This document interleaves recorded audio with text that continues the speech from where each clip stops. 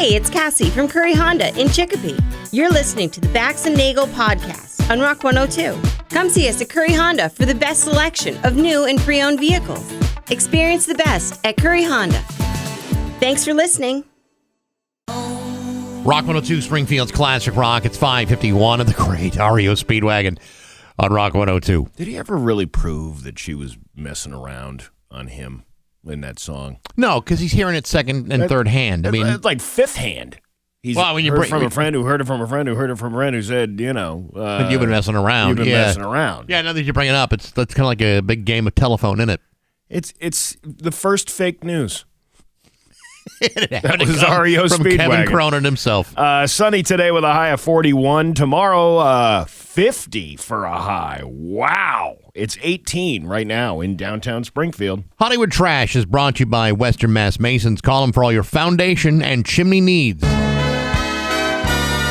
Somehow you still care about what's happening in Hollywood. So, from Tinseltown, 3,000 miles away, it's Steve Nagle's Hollywood Trash. J-Lo and ex-Mark Anthony were married for almost a decade and became parents to twins before parting ways. Despite their divorce, the exes have always prioritized their kids' well-being and co-parent amicably.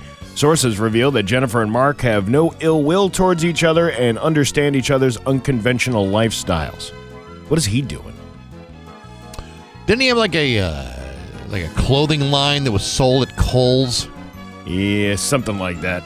Kohl's or Kmart, I think. When Kmart went belly up. Yeah, I mean when the hits run out. Kohl's. Yeah. The former couple, who share twins Max and Emmy, have made efforts to spend time with their kids despite their busy schedules. Mark, who is expecting his 8th child with his current wife, is described as a loving father who provides for all his children. Well, he certainly provides things for the ladies. 8 kids? Man, that's, has the guy ever been introduced to a condom in his life? I don't know. A vasectomy would have been very helpful. Well, it's not all from one woman either. So I don't know how many women he's got 2 with J-Lo. Yeah. I don't know how many he's got with each other. I mean, he's obviously expecting number 8 with this one.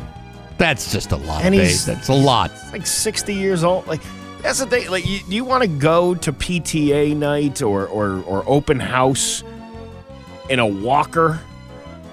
You know, think about this. How many crummy shirts at Kohl's do you have to sell to put all those kids through college? Probably a lot. A lot of crummy shirts. Yeah, Kohl's Cash doesn't afford your tuition either. You know what I mean? You can't pay tuition bills with Kohl's Cash. I tried to pass in a bunch of those Bed Bath & Beyond coupons. I got nowhere. Well, had the place still been in business, you might have been in luck. Yeah, but $5 off $25. But but if I got $5 off 10,000 times, right, that would have paid for at least one kid's education. If Paramount successfully acquires Warner Brothers, Discovery, Larry, and David Ellison will have a significant influence in various sectors such as news, entertainment, and technology. Because, that's what we really need is less oversight on information being pumped to people by putting into the hands of select few. We don't nearly need a lot of fact checkers in this world. The Ellisons, previously known for their roles in tech and Hollywood, are now poised to control a vast empire that includes companies like CBS, Oracle, CNN, Warner Brothers, and HBO. With Paramount Skydance's merger with Warner Brothers Discovery, the Ellisons could potentially rival the Murdoch family's media holdings. The Ellisons' portfolio would encompass a range of Hollywood properties, premium television networks, and news outlets. Why don't we all just go with one company in this country? Because we're kind of headed that way. Apparently, that's illegal to have a monopoly on something. Yeah, well, I mean, when you talk about money, you can make anything happen. True. True. The East Tennessee Children's Hospital in Knoxville has been renamed the Dolly Parton Children's Hospital in honor of the country superstar. The hospital, which opened in 1937, is a comprehensive regional pediatric center that provides care to children regardless of their ability to pay. Dolly Parton's donation to the hospital will ensure that every child receives the treatment they deserve, strengthening the institution's mission to deliver world-class pediatric care. Well, that's pretty cool. She may get a hospital named after her. But I would remind everybody, I got a bathroom named after me. Yeah, that has moved to a new building. We haven't moved the plaque yet, I don't think. I thought somebody did that a couple of weeks ago. Did they? I don't know. I'll have to check that out. This is how much I pay attention to the sign that's already on the door. I suppose we have to be there to know for sure. Yeah. I don't know. I think I'd rather be honored in this dungeon than in a new dungeon. I mean, you're kind of... It's like bringing you're bringing the white trashiness to the new building. Well, I feel like I would be imposing our trashiness on an already existing building, where other people in the building might have to be forced to use my honorary bathroom. That's the thing. We're sharing a bathroom with other offices. Yeah. So you don't really, is the guy from, the accounting office going to go, hey, wait a minute, this bathroom wasn't named yesterday. We're selling sponsorships to the bathroom? And who is this guy anyway? I don't know. To me, it's just be a nice way of making new friends. Actor Bobby J. Brown. Not the Bobby Brown that you think you know. Right. Known for his role on The Wire, tragically passed away at the age of 62 due to fatal injuries sustained in a barn fire in Maryland. The Maryland Office of the Chief Medical Examiner confirmed that Brown died from diffusal thermal injury and smoke inhalation, ruling his death an accident. The fire was reportedly started after Brown jump-started a vehicle in the barn and his wife suffered severe burns and injuries while trying to save him. His agent praised his talent for passion for acting and highlighting his memorable performance in various projects throughout his career. What a weird way to go. Yeah, no kidding. All right, just one more turn, honey. Just turn it. When I say go, turn the ignition. Now? No. Yeah, that's the end of it. So that is like kind of a horrible way. Burning, smoke inhalation. Yeah, that's no way to go. Ryan Gosling recently gave a romantic shout-out to partner Eva Mendes in a hilarious Jeopardy round. During the game, Gosling humorously wrote, "I heart emoji Ava" as his response to a clue, which unexpectedly led to an increase in his prize money. Fans loved the sweet gesture, with many commenting how cute it was. Gosling and Mendes have been together for over a decade and share 2 daughters. That's not really sweet after that many years. No. It was sweet if they were just starting to date. That's where I would, go with that. What a heartwarming story. And Kim Kardashian has caused a local stir at her local juice bar after being spotted guzzling a thick white protein shake right out in public. I almost see the future here. She almost had something to say. Of course she did. Oh my God, the last time I guzzled something thick and white, I ended up trending under Protein Load Challenge in that sex tape with Ray J you can purchase on YouPorn for $39.95. He had to ice his disco stick afterwards. Sure. Caitlin? Well, I never got that down and dirty with your mother, Chris Kim, but we once had a bukkake. That's a half almond milk and fully frothy. Did you ever have one of those? No. Namaste on my chin. A witness. I had her hydrating for wardrobe season. Wiping off something creamy on her upper lip with a Chanel napkin. What are you trying to say? What I'm trying to say is that thing ran through me faster than OJ in a Ford dealership. Just remember, you can't ride a Bronco. No, you can't. And that's your Hollywood trash on Rock 102. Palmieri Electric is expanding and now hiring an electrical estimator and project. And now, Bax's View from the Couch. Brought to you by Rocky's Ace Hardware, Winter Storm headquarters before and after the storm. Hey, good morning, sports fans. How the heck are you? Folks, as you know, as a father of 3 daughters, I'm all about family. And on a good day, the family is all about me. And so, whenever I see a heartwarming sports story cloaked in a family-friendly setting, I cannot help but take notice. It's all part of my soft-hearted nature. As some of you may know, this week the Toronto Blue Jays re-signed 3-time Cy Young Award-winning pitcher Max Scherzer to a 1-year, $3 million contract for his 19th Major League season. Now, here's where the family-friendly heartstrings get plucked. In December, Max Scherzer's 8-year-old daughter, Brooke, sent a handwritten letter to the Toronto Blue Jays hoping they would re-sign her dad for another season. In the letter, she says, and I quote, "Dear Blue Jays, I'm so sorry you didn't win the World Series. I hope you win next time. I hope my dad is on that team. My whole family loves spending time in Toronto with my dad. We love the aquarium, CN Tower, and of course the stadium. I'm looking forward to coming back next season. Love, Max Scherzer's daughter." Now, this is all a very sweet sentiment, of course, and as I've stated, the Blue Jays did, in fact, sign her dad to a new contract. But after a more careful review of the letter, I gotta tell you, I found this young lady's penmanship to be atrocious. The letter is peppered with grammatical errors, and her spelling is nothing short of remedial at best. Personally, I would have suggested a more careful review. Perhaps a rough draft would have been helpful. Because while her intentions were clear, the execution of this letter is, quite frankly, an embarrassment to every 8-year-old child in North America. Sure, she got her way this time, but the next time she might want to reconsider some additional tutoring to improve her pedestrian writing skills, because this sort of thing just won't fly, even by Canadian educational standards.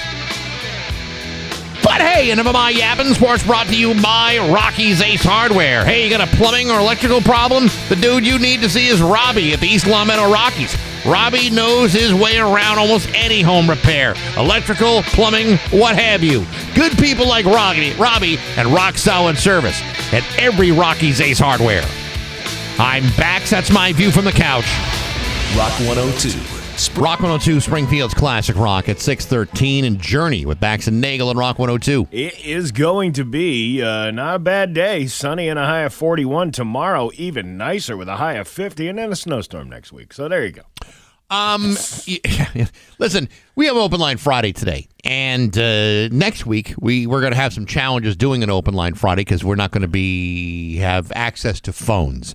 So this is going to be the last. The last Open Line Friday until next month. The last open lines in this building. Yeah, because we're... unless something else happens. Yeah, unless there's some other delay. Because if you remember, like right before I went on vacation, I said, hey, I think this might be my last show in this studio. And it clearly was not. Anyway, open lines, there are rules. We will establish them before we go into it. Just pay attention. Follow the rules, and we can all get through this in one piece. I wonder if we'll have a new list of callers since we're moving area codes. We're actually not changing the phone numbers at all. But we're moving time zones. Isn't Longmeadow in an hour behind us? Or hour ahead, actually. Actually, I think based on gross national product, they're actually a few years ahead of us. Oh, really? Yeah. I had no idea. Yeah, so that's coming up very, very soon, and hopefully by, second week of March, we'll all be resting comfortably. Last night, another successful night at the Shortstop for the $20 dinner and a comedy show. Yeah, you were telling me the stuffed shells were delicious. They were. The stuffed shells and the roll, the salad, and the comedy was the most delectable piece of the menu. You ever say to someone, hey, you got comedy stuck between your teeth? Yeah, you're gonna get filled up here. Yeah, that's the way belly to do it. full of laughs. Oh is man, what you're doing. These laughs stick to your ribs. But Mike the lawn guy, he nailed it. He nailed it again, and he did like 15 minutes, which it's only his third time doing this. And he had 15 minutes of prepared material. Most of the time when you start off, Yeah. you got 5 minutes tops. And you're trying to work on that same 5 minutes over and over and over again. And sometimes it's for months. The fact that he went from 5 minutes to 15, that shows a hell of a lot of effort. Yeah, he killed it. So, nice job. Good job, Mike the lawn guy. And we had a great night. It was a good time. It was as you were telling me off the air, crowds are coming in. There's new people coming in every week. That's a good sign. Yeah, well, we were kind of sporadic there with the bi-weekly, then we were like monthly because, I don't know, it was just scheduling and all this other stuff. But now we got a solid plan to go forward. Even if I can't be there or Marty can't be there, we have a plan in place with qualified individuals to run that show. When you say qualified, what do you mean, though? Well, you got to be a comedian from Longmeadow. That's one of the That's one of the criteria. Yeah, Because he'll be hosting. right. You have to have met T.J. Miller in person. Yes, Right. yes. Gotcha. Brian Plum will be hosting those, and of course our friend Becky, who will run the door. It'll work out. Perfect. Yeah, it's a good night out. You can't beat that. I know some would say, and I don't know if this is a criticism, but some would say that we beat the living crap out of this thing. That's like we beat the horse to death on this. Yeah. But I don't think you can promote it quite enough. No, I can't. Because the moment you tap on the brakes, people don't show up. Yeah. They don't even know. Believe it or not, Steve, you're going to find this hard to believe. There are some people that had not even heard of this $20 dinner and a comedy show. Isn't it amazing? I know. It's like, well, how did it's what, 2 years in? 3 years in? Yeah. How do you not know? Lots of people don't. I don't. I don't know. I don't know. Switching gears here real quick. I'm an idiot. I don't know if you knew that or not. We were all talking about it in the office. Yeah, I know. I've overheard the conversations. But the whatchamacallit, I needed a couple of things for my car. For that swagger wagon that I call the minivan. Or is it the minivan I call the swagger wagon is what it should be. It needed some license. Some guy was nice enough the other day when I stopped at Cumbies. He's like, hey, he knew me, but I didn't know him. Right. He's like, hey, Nagle, your license plate lights are out. So sure enough, I checked. Not that I didn't believe him, but I had to, expect it for myself. Both license plate lights are out. Okay. On the van. All right. So I'll go get myself some bulbs. And then all of a sudden, I'm like, I need new wiper blades, too, because this one's starting to, That time of year, blades should be replaced. So yesterday before the show, I stopped at AutoZone, and the woman there, who was super nice at the Westfield AutoZone, she was very helpful, got all the stuff I needed. When did windshield wipers become so expensive? Like... It was June 3rd, Yeah, 1985. I don't know, maybe I haven't shopped in a while for windshield wipers. Yeah, they're not cheap. But if you notice, any part for a car is going to run you. Dude, this was $60 for 2 wiper blades. And and yes, I know there's gonna be people out there going, "Well, you should have went the." Blah, blah, blah, blah, blah, blah. Listen, in the moment when you need something, I'm not buying the $14 one because I'll be buying another one within a couple of weeks, right? Because they're not sturdy enough. You bought top notch wiper blades. I didn't. I only even bought middle of the road. I guess. Well, why don't you buy the high quality ones? Because they were like $40-something a piece. This is what I'm getting at. It's a piece of plastic. It's a rubber noodle. You're paying $30 for one rubber noodle. Steve, you were paying extra for high quality materials and a better wiper blade experience. Listen, when you walk out the store, they're like, "Hey, good choice on those wiper blades." Really. I didn't know there was the hierarchy of... Did she try to upsell you? I mean, these are nice blades. No. But I know on my car, I don't drive with any other blade but this one for $64. She sold me... she was a very good salesperson. She sold me blades that were normally $40 a piece. Yeah. But I got them for $29.99. Man, she did you a solid. Well, because when you're looking at all the other prices, they're about the same anyway. So I'm like, all right, well, maybe I'll get the higher priced at the average price by getting these wiper blades. And it's just so ridiculously expensive for a piece of rubber and what is it, aluminum that they use on those things? I don't even know. Die-cast metal or it's something. Some sort of alloy. Yeah, and it's like, dude, $60. Steve, I got to tell you, everything, and I mean everything is expensive. Yeah. And, those same wiper blades that you got probably like 2 years ago were probably like 20% less. Because you get your tariffs, you got your supply and demand issues, you got the pandemic. You got the greediness, the cancellation of Morrissey shows all across the United States. You got all kinds of reasons why these wiper blades may have been, jacked up a little bit. But did you at least install them yourself, or did you have this lady install them at the store? Because they will do that. She asked me to. I figured I could do that on my own. She had other customers coming in. I wasn't going to take up her time to do that. Actually, a very nice gentleman in the parking lot. He was like, "You want some help with those?" I was like, "Yes, actually, I do." He couldn't figure it out either.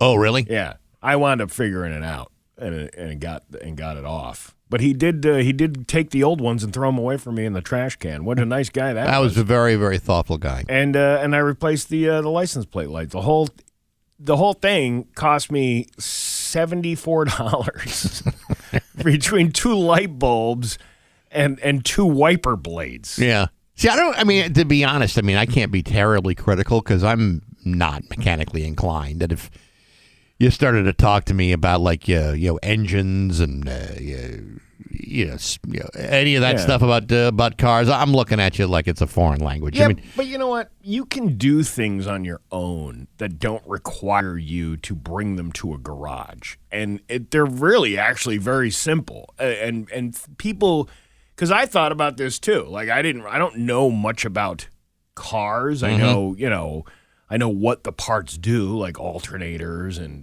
because the alternator cleans your windshield. That's the thing that goes under there. Yes. And then the windshield wiper fluid that actually powers your engine. Right. So I know enough about cars. The most I know about cars is I know that on some occasions Benjamin Orr would sing the song. On other occasions, Rick Ocasek would sing the songs. But after that, I know nothing about cars. Well, I know Gary Newman. He knew a lot about cars. He knew a lot about cars, yeah. But so I go on YouTube and I look at videos on how to do things, like the license plate light. You're looking at the back of the van and you're like, how do you get that light out of there? And then you go on YouTube and the guy's like, you got to pull the whole panel off the back of the inside of the tailgate to get to the 2 light bulbs. And it's really easy to change. But think about how much they charge for something like that. If you go to a professional to put in 2 light bulbs, it probably cost you 3 times the amount of money. It's almost as much as the car. Right, yeah. Depending on the car. But a couple of years ago, I changed, I was having a rattling in the fan, the air conditioning fan or the blower fan. And obviously, it was bad. You can hear it being bad. I took it to a professional who wanted like $500 to change it. And I go on YouTube. You can buy the part for $89, and you need a special screwdriver that has one of those little like triangular heads on it. Yeah. You pull the glove box open, you drop it down, you take the fan out, you put the new fan in it, and boom, you're done. It's that simple.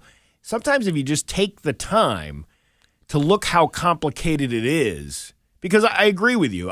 You and I are kind of the same on that. I'm not mechanically inclined to do work on a vehicle, but something as simple as that, sometimes you just got to look and see with the video. Yeah, I always automatically assume that if I attempt to do that kind of repair, I'm going to have to hire a professional to fix my mistakes too. I think that's just laziness. It might be. It might be insecurity as well. I don't know. I sometimes find myself crying in a fetal position after doing it. But you can watch a video. You watch videos every day. Yeah, but that doesn't mean I know that doesn't mean I would attempt to do anything. I saw a guy trying to stick a condom in his nose and pull it out of his mouth. Do you think I'm going to try that just because I saw it on a video? Yes. I kind of did do that. I had to go to the emergency room to get it out of there. Well, there you go. Follow me for more tricks and tips. 625 and Rock 102. It's 627 with Bax and Nagle and Rock 102. Liam has the full forecast for you. Triumph is coming to the Leader Bank Pavilion in Boston on June 4th, and Rock 102 wants to send you to that show. All you got to do is listen to Pat Kelly in the afternoon this week for your chance to win a pair of tickets. I believe because today's Friday, it's probably your last chance. For show details, go to rock102.com/concerts from Rock 102 Springfield's Classic Rock. All right. You ready to laugh? Yes. All right, let's laugh. It's Bax and Nagle's Joke of the Day. I'm funny how? I mean, funny like I'm a clown, I amuse you. On Rock 102. I make you laugh. Springfield's Classic Rock. How did the police officer find the glory hole? I don't know, Steve. How did the police officer find the glory hole? He received an anonymous tip. Don't understand that joke at all. All right, see here, let me just give you the visual back. Yeah, Steve, okay. No, maybe I shouldn't. Perhaps not. Bax and Nagle. 6:30. With Bax and Nagle on Rock 102, it's time for news. Here's local radio icon Steve Nagle. You had a little Peter Brady break in your voice there when you said that. It's time for news. Yeah, I'm going through the change. Because when it's time for change, you've got to rearrange. Yeah. Yeah, that's what I'm going through right now. A Massachusetts State Police sergeant faces assault charges in connection with a traffic stop in Springfield. In a news release sent to 22 News from the DA's office, an investigation was conducted into Sergeant Joel Doust after he initiated a traffic stop in Springfield on January 3rd. The DA's office states that while on duty, Sergeant Doust pulled over a vehicle for alleged speeding and marked lanes violation. During the interaction, Sergeant Doust used force against the driver, including physical force and deployment of OC spray.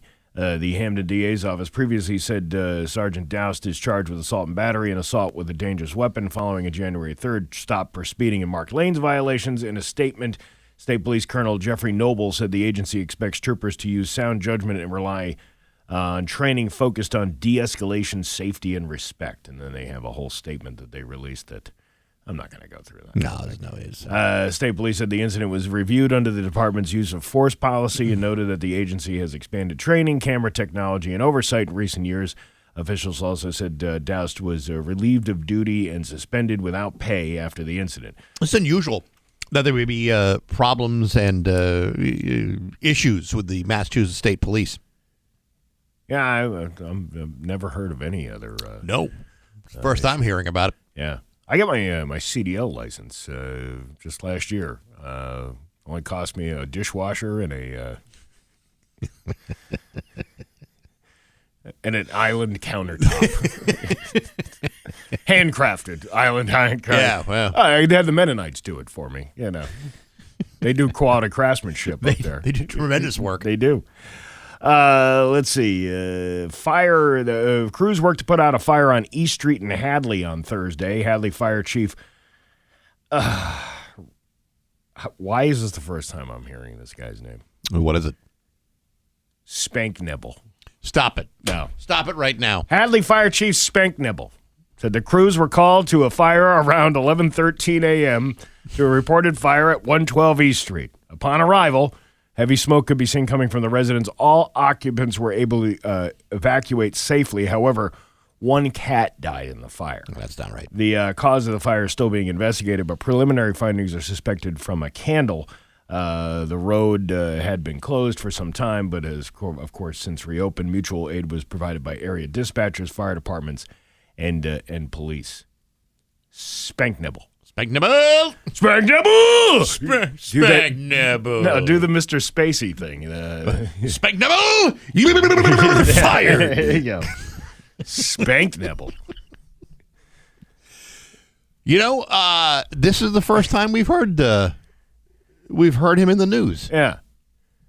Yeah, it is. Yeah. You know, there was a guy last night who showed up to the show, and I'm pretty good at figuring out how names are pronounced. Right. Because, my real last name has got a bunch of consonants, and, it's weird. It's a weird it's a real name. monkey fist of consonants. But this guy, he's like, I was like, oh, did you prepay ahead of time? And he goes, yeah, I bet you're going to make fun of my name. Oh, boy.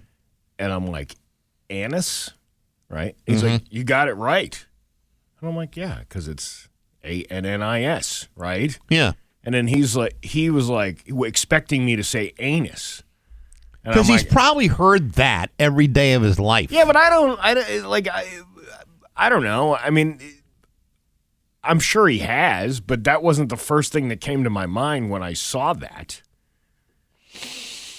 And he was almost wondering what kind of magical witch doctor thing that I was performing here. I'm sure that I was saying it correctly. I'm sure he has been getting that since childhood. Hey, Anus. What's going on, Anus? You know, when your teacher's doing attendance, Anus, Harry, Anus, present. Yeah. I wonder if Chief Spank Nibble and Mr. Anus went to school together. Anus and Spank Nibble. Why am I blanking on the former? Why am I blanking on the former police chief in Holyoke? Shorter fella. Oh, Nice Wanger. Nice Wanger. That's Nice it. mustache, too. Hey, That's the one. Nice Wanger. Oh, that's a classic. Yeah. I've been pretty fortunate in the name department that I don't have one of those things that, Spank Nibble, Nice Wanger, and Annis. Spank Have Nibble? you been injured in an accident? Yes. Tell them you mean business.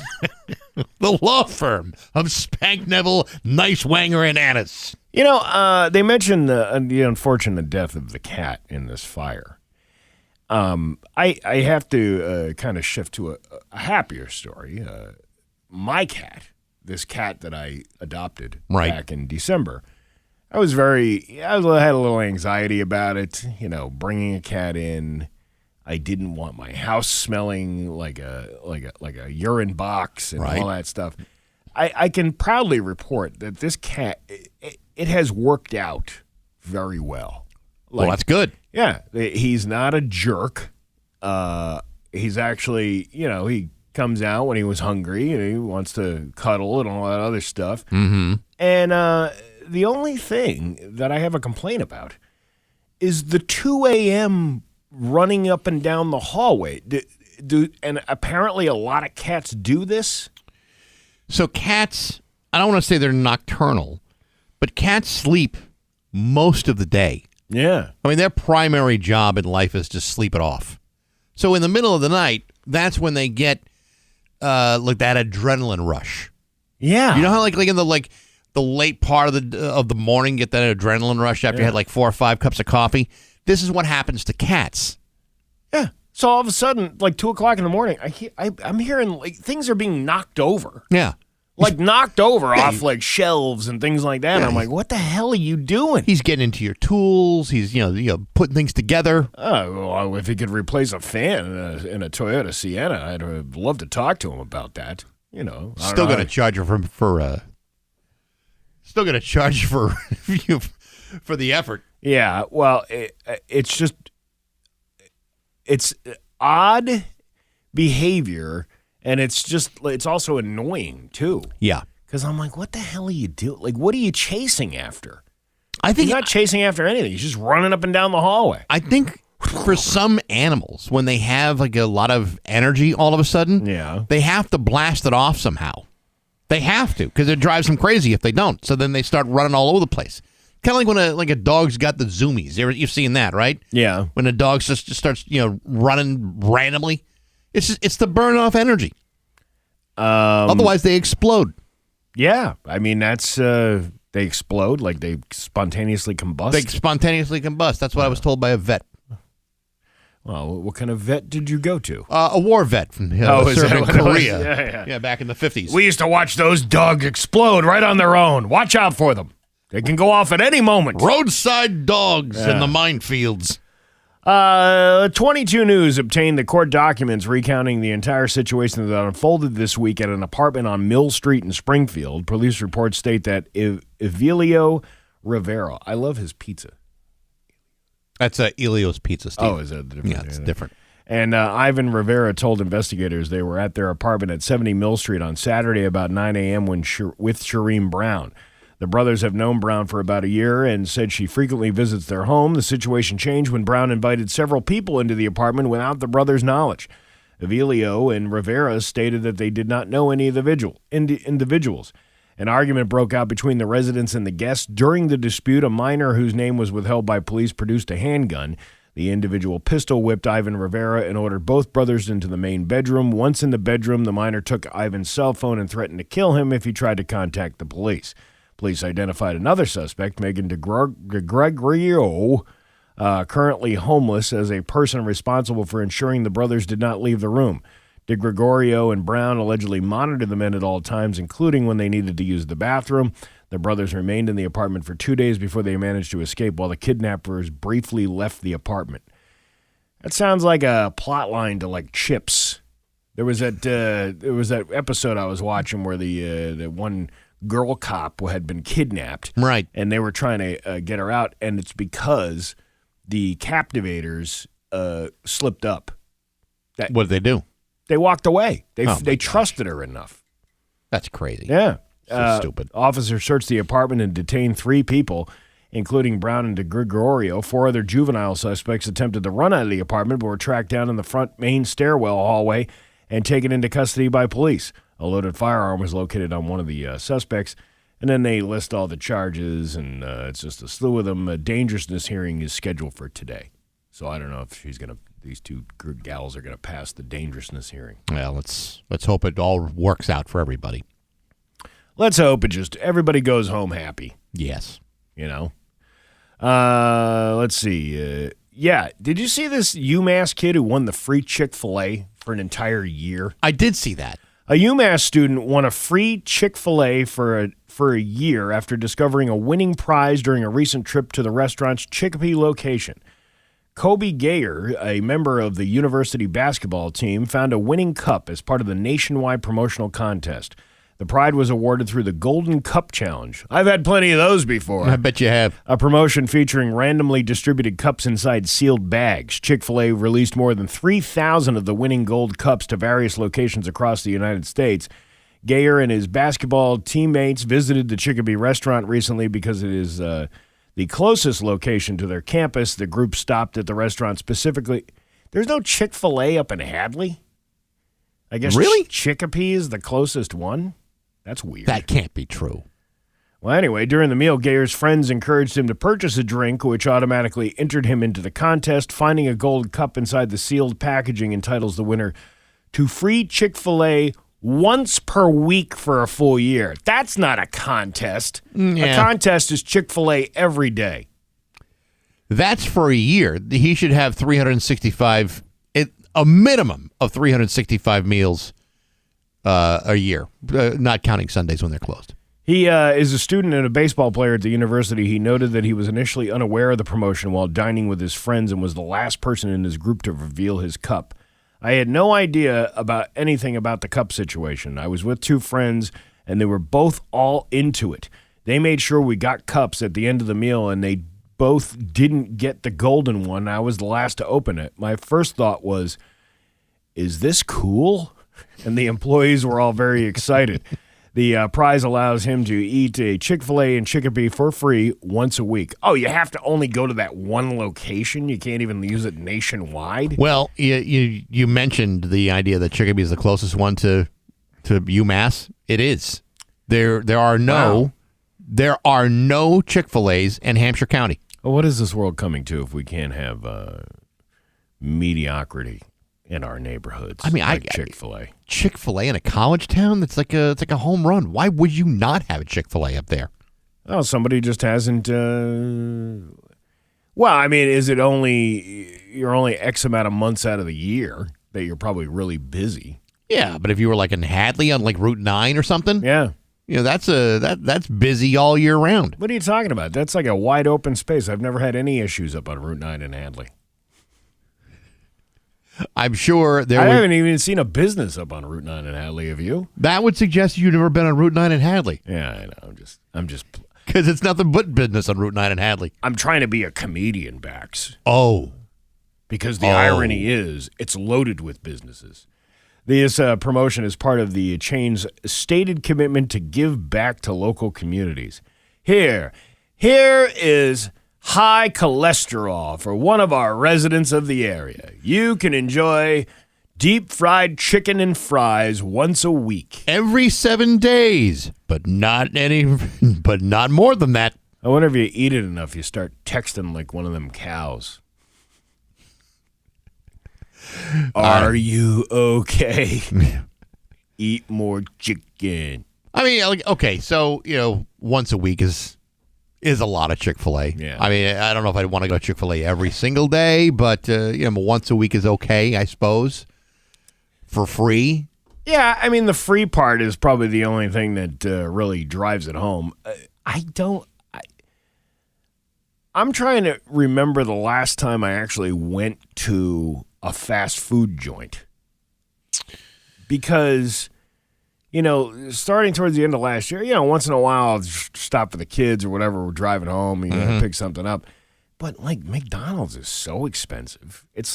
You can get a way cheaper meal at a local eatery. Did you see that McDonald's? I don't know if you saw this. This was a story that's come out this week. They got a brand new burger, the biggest sandwich they've ever sold. It's 2 quarter-pound burgers with a bunch of stuff inside of it called the Big Arch. You know what they're selling it for? What? It's like $17, depending on which location. Are you kidding me? Yes. That was like it's like $16.99. I told you I went into Subway last year, and I think it was like a turkey avocado wrap or something. Intentionally? Well, because it was like, all right, I didn't even buy it. I didn't buy it because it was so it was just ridiculously expensive. Yeah. It was a 6-inch turkey sub with avocado on it and like the chips and the drink you get with the whole thing. And it was like $14.99. What happened to the $5 footlong? They have long gone with those. I don't know. I think they're $7 footlongs now or whatever the hell they are. But it's like I don't know. I would rather go to a local eatery, somebody who's making food, like a pizza place that's going to have a grinder for you, we don't go to fast food places hardly ever. But it was over my vacation, my wife and I celebrated our 7th anniversary. And, we decided we want to go out someplace really nice, like really classy. So we went to the Shake Shack up at Evergreen Walk. Is it good? The shake was pretty good. Did you have the food there? I had the burger. It was good. Right? It was good. It was good. But it was really more about the romance. Well, Shake Shack, We wanted crinkle cut fries, which were very good, and we wanted a shake. And we got burgers, too. Oh, I heard they're building one in West Springfield, but they took out your favorite place, Friendly's. There's a Chick-fil-A going over there? I guess where the Friendlies used to be. Yeah. It's not a bad choice. No. Thankfully, there's plenty of room for all the people who'll be lining up around the block to get into a Chick-fil-A in West Springfield. There's hardly any traffic on Riverdale Street. I don't see the hype. I've never really saw the hype about the chicken sandwich. The first time I had it was down in Florida back, 15 years ago. It was before they brought the restaurant to Chicopee. And I remember my wife and I having it. Like, oh, let's try Chick-fil-A. I was like, it's okay. It's not like, Yeah, I think my first time was like in Ohio somewhere, like on a road trip. And so, you got to go to Chick-fil-A. I'm like, it's just a chicken sandwich. Yeah. Big whoop. Try ordering it on a Sunday. You can't because they're not open on a Sunday. I don't know. There was that one guy we talked about a couple of weeks ago who went right into the restaurant and started firing up all the fryers and everything. It's like if you went to like Springfield Crossing and you want to go to the Chick-fil-A and the Hobby Lobby on a Sunday, oh man, you are going to have nothing but disappointment. How come BJ's doesn't celebrate the Lord's Day? That's a good question. I don't. I think there's probably some godlessness involved. Yeah. Especially during this Lenten season. Wow, look at the time. It's 18 degrees in downtown Springfield. I'm Steve Nagle, and that's the news on Rock 102. It's 6:50 with Bax and Nagle on Rock 102. Remind me to tell you a joke after we get off the air. It's not an appropriate joke for the radio. It was just something. It was in reference to something we were just talking about off the air. Okay. And please remind me because it's very funny. Hey, it's funny to me anyway. Well, I'm sure it'll be funny to me too. This week on Baxy's Musical Podcast, my guest has been Dutch writer and visual artist Betta A. She has been collaborating with Brian Eno for like the better part of the last 12 months or so. A brand new book called Slow Stories has been released. Brian Eno's provided the musical score to it. It's really interesting stuff, and you can hear it on Apple Podcasts, SoundCloud, Spotify, and what have you. Next week, one of two things are going to happen. I'm either going to welcome back one of my favorite guests, Tracy Bonham, back. I'm supposed to be talking to her today, and we were supposed to talk to each other earlier in the week, but she got caught up in the storm, and we couldn't do it. So it's for today. So I'm either going to have her on for Monday, or it's going to be somebody else. Okay. I'm leaning towards Tracy Bonham because that's who I really want to have for next week because she's great, and she's a lot of fun to talk to. So it could be two-time Grammy nominee Tracy Bonham next week on the podcast. She's working on a brand new record, all brought to you by Metro Chrysler, Dodge, Jeep, and Ram in Chicopee, and Rock 102 Springfield's Classic Rock. Can I just say something about your podcast? Sure. It doesn't matter who's really on it. You have a great way of telling a story and leading people into telling a story. So it doesn't matter who you're listening to. Right. So whether it be Tracy Bonham or maybe even another guest, it's worth a listen. Well, thank you. It's a very entertaining. It's an entertaining segment that you run. The other option is another really interesting woman named Jenny Shore. She was in a band in the 70s, like one of these early punk bands of the 70s. Jenny Shore, but she has a lot of doubts. Right. Yeah. She's not entirely sure, but she's pretty close. Right. But she had a really interesting career, and not just as a musician, but she was also the wardrobe designer for Linda Ronstadt and the Bangles. Oh, okay. During in the height of their career. So she's got a brand new book out. So it's either going to be Tracy Bonham or Jenny Shore, one of the two. You'll know for sure on later on today. Well, like I said, no matter which one you listen to, you're finding out some deep musical.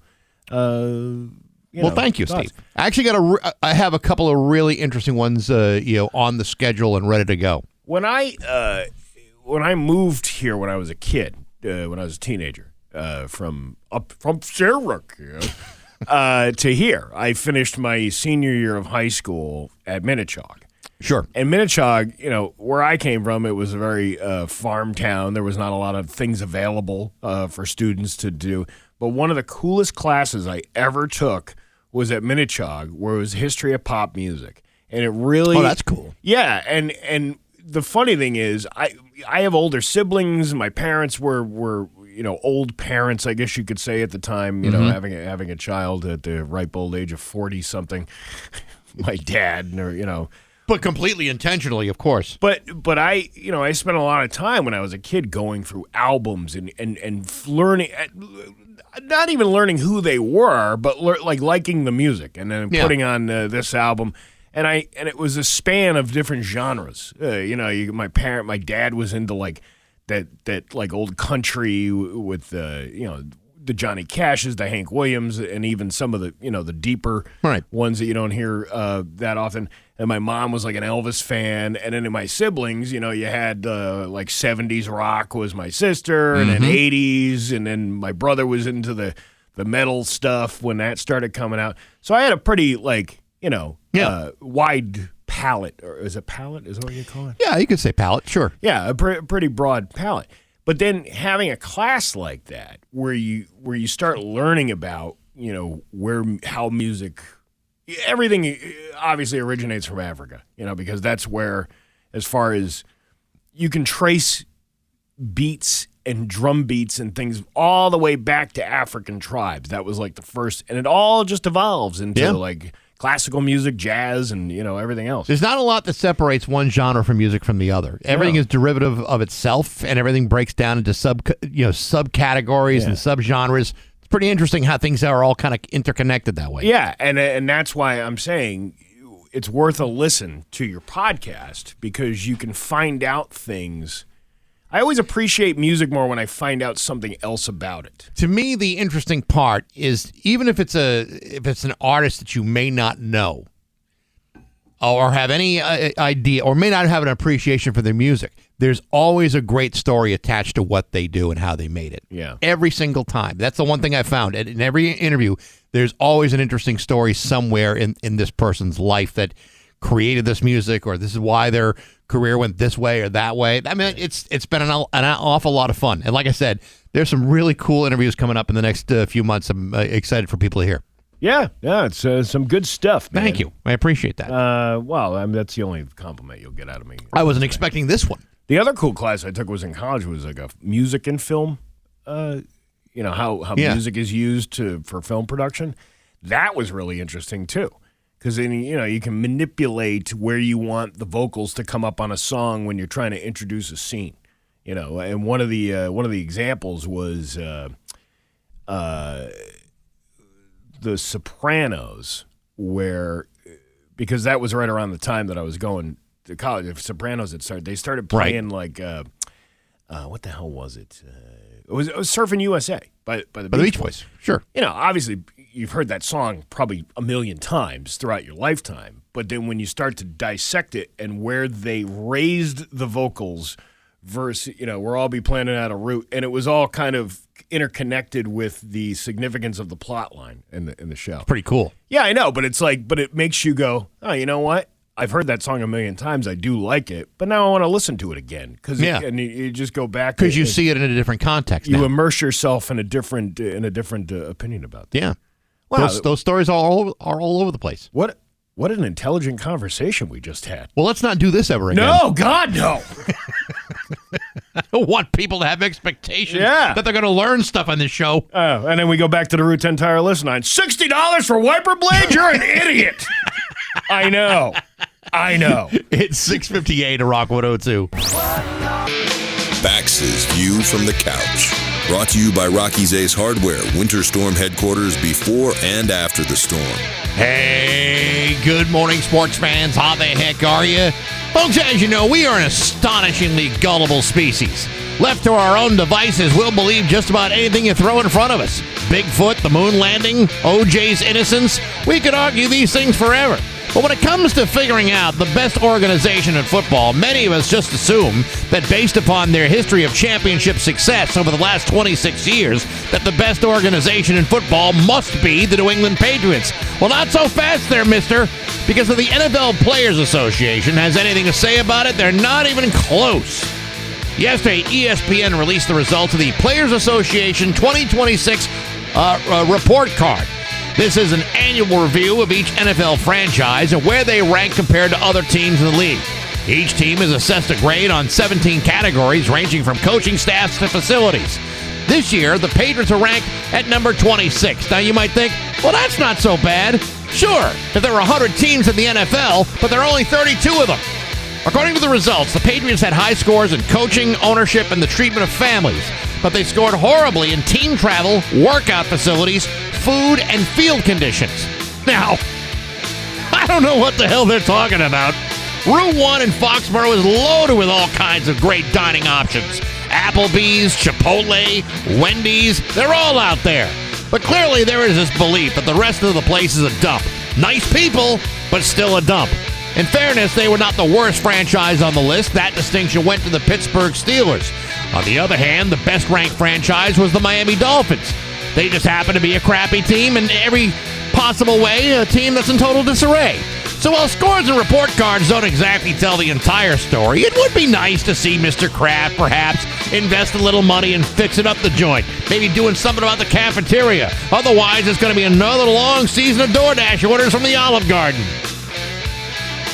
But hey, enough of my yapping. Sports brought to you by Rocky's Ace Hardware. Elliot's been at Rocky's for over 10 years, and he has incrementally worked his way up to become the store manager at the Island Pond Rockies in Springfield. How about that for a guy who's on a trajectory? Good people like Elliot rock solid service at every Rocky's Ace Hardware. I'm Bax. That's my view from the couch. Rock 102, Springfield. Rock 102, Springfield's Classic Rock. It's 7-Eleven and Sammy Hagar with Bax and Nagle on Rock 102. It is going to be sunny today with a high of 41. Tomorrow, a high of 50. What? And then, get out of here. And then a snowstorm on Monday or Tuesday or whatever. So, well, we really do need the snow. I don't think we've had enough of it. It's 18 degrees right now in downtown Springfield. So I'm trying to read this. These stupid pop-up blocks. Haven't we found a way to get rid of that yet? No, I guess not. A couple of things. I'm doing a show out in Sutton tonight. Sutton. Thanks for Sutton. No kidding. I've never been to Sutton before, so I'm going to have to I'll have to take a picture of some of those signs out there and do my thing with the mispronounced town names. Sutan. Mm-hmm. Put your suit on. Right. Oh, yeah. Named after Frank Sutton from Gomer Pyle. What else is around there? Is there like an Uxbridge? Or is that in that area too? 146 takes you to Sutton. Yeah. There's a number of towns out there. 146 is a man's dream. You got Dunkin' Donuts on either side. You got There's a pizza place out there. Oh, there's a gas station. Millbury. Yep. Northbridge. Yep. Auburn. Yeah, Well, it's in that area. You got to go through Auburn to get onto 146 off the Pike. Yeah. You're going to enjoy the hell out of it. And then the Purgatory Chasm State Reservation is out there, too. So what Lindbergh Baby Laugh Lounge are you going to be at tonight? You know what? I don't even know. This is how bad I am. Yeah, stop by any place, and if you're lucky, I may be there doing comedy tonight. Listen, I know the mission. The mission is a good mission. It's an anti-bullying organization that is, raising money. Are you going to do your insult comic set? No, I think I'll... See, this is what I was talking about yesterday, about reading the room. When you do these charitable events, you have to remember that not every person there is there for a comedy show. Many people are there to support whatever the cause is. So if it's like I used the example yesterday, like a YMCA. Right. The old lady coming to the YMCA comedy show is really just there to put some money in for the raffle prizes and support the grandkid as the kid goes through the YMCA program. Right. They're not necessarily ready for dick jokes, I guess. Perhaps. Yeah. But, it's also true that depending on see, when you say there's comedy at an event, that is not necessarily thought of as a comedy event. Comedy is just included, like it's the frosting on the cake. And you're just the wrong comic for that kind of room. I mean, there are some comics that simply just don't have the material to work clean in a room. That's why I'm saying, are you going to do that insult comedy set for an anti-bullying organization? I would think that'd probably be a wrong fit. No, but I have a bit about bullying, but I don't think I should tell it. Probably not. Well, I could probably talk about it now, right? Sure, I'm not going to be at the event. If you want to get back at a bully, what you do is you find out something about the bully's family that nobody would want to know, just so you can equip a child with information like, well, I heard your dad is banging the babysitter and your mom drinks boxed wine in the shower. Wow. You got to do a reverse embarrassment kind of thing to the bully. That's really doing it. Yeah. That's really doing a number on that kid. I can't even really get into the whole bit because it's... it gets worse. It gets a lot worse. I know the bit. This place is at the Barn at Blackstone National. This is a Blackstone National Golf Club. Oh, okay. Yeah. Yeah, I know where that is. Yeah, Blackstone Valley. Sure. Yeah. Yeah. Yeah. How about that? I'll be Blackstoning it up tonight at the golf club. Now you're doing a bunch of comedy shows. Not to turn this all into the Steve Nagle calendar of events. Well, but I mean, always you talk about me anytime you want. But you do have a lot coming up. I do. I have. This weekend tonight is at the Blackstone Golf Club. Uh-huh. Tomorrow night I'm sort of doing comedy. I'll be calling bingo numbers and trying to add some comedy relief to the bingo night for the Gateway Little League in my town, which is taking place tomorrow night at Stanton Hall in Huntington. And they're selling bingo markers and bingo cards for like $2 a piece. So you can buy all the stuff you need. Plus you can donate to it's only $5 a card. Can't beat that. Can't beat that, really. No, and all the money goes to the Little League, and it's a small organization, but they're worthy of receiving that money. So I'll be appearing at A.W. Brown today in East Longmeadow buying dog food for my dog, both dry and wet food, in the cans. Yeah. You take it in the can? No, I'm buying dog food in the can. So your dog takes it in the can? No, my dog has food in his bowl from both a can and dry food to mix it up. It sounds perverse. It's not. It's as simple as trying to feed a dog. And then I'll be back at Mohegan March 12th. Marty and I are co-headlining a show there. That's cool. On Thursday, March 12th. But the dinner and the comedy show still goes on. We have other people to run that. Awesome. Yeah. So that'll be great. Yeah, it's just comedy galore, man. I'm telling you what, man, it's like all of a sudden like this comedy career is snowballing into something that might be, a good side cash. For many years of my life, I put that on a hold because raising a family, and a dumb radio show gets in the way. Yeah, and then I had to focus a lot of raising my kids and things like that. And now they're old enough to maybe not want to hang out with as much with Dad anymore that they do. So I have a little more freedom to kind of go out and do these things. And they're not old enough to go to a comedy show. Well, they've been to some of them. Yeah, but I mean they're not old enough to just like go and deal with a 2-drink minimum. No, God no.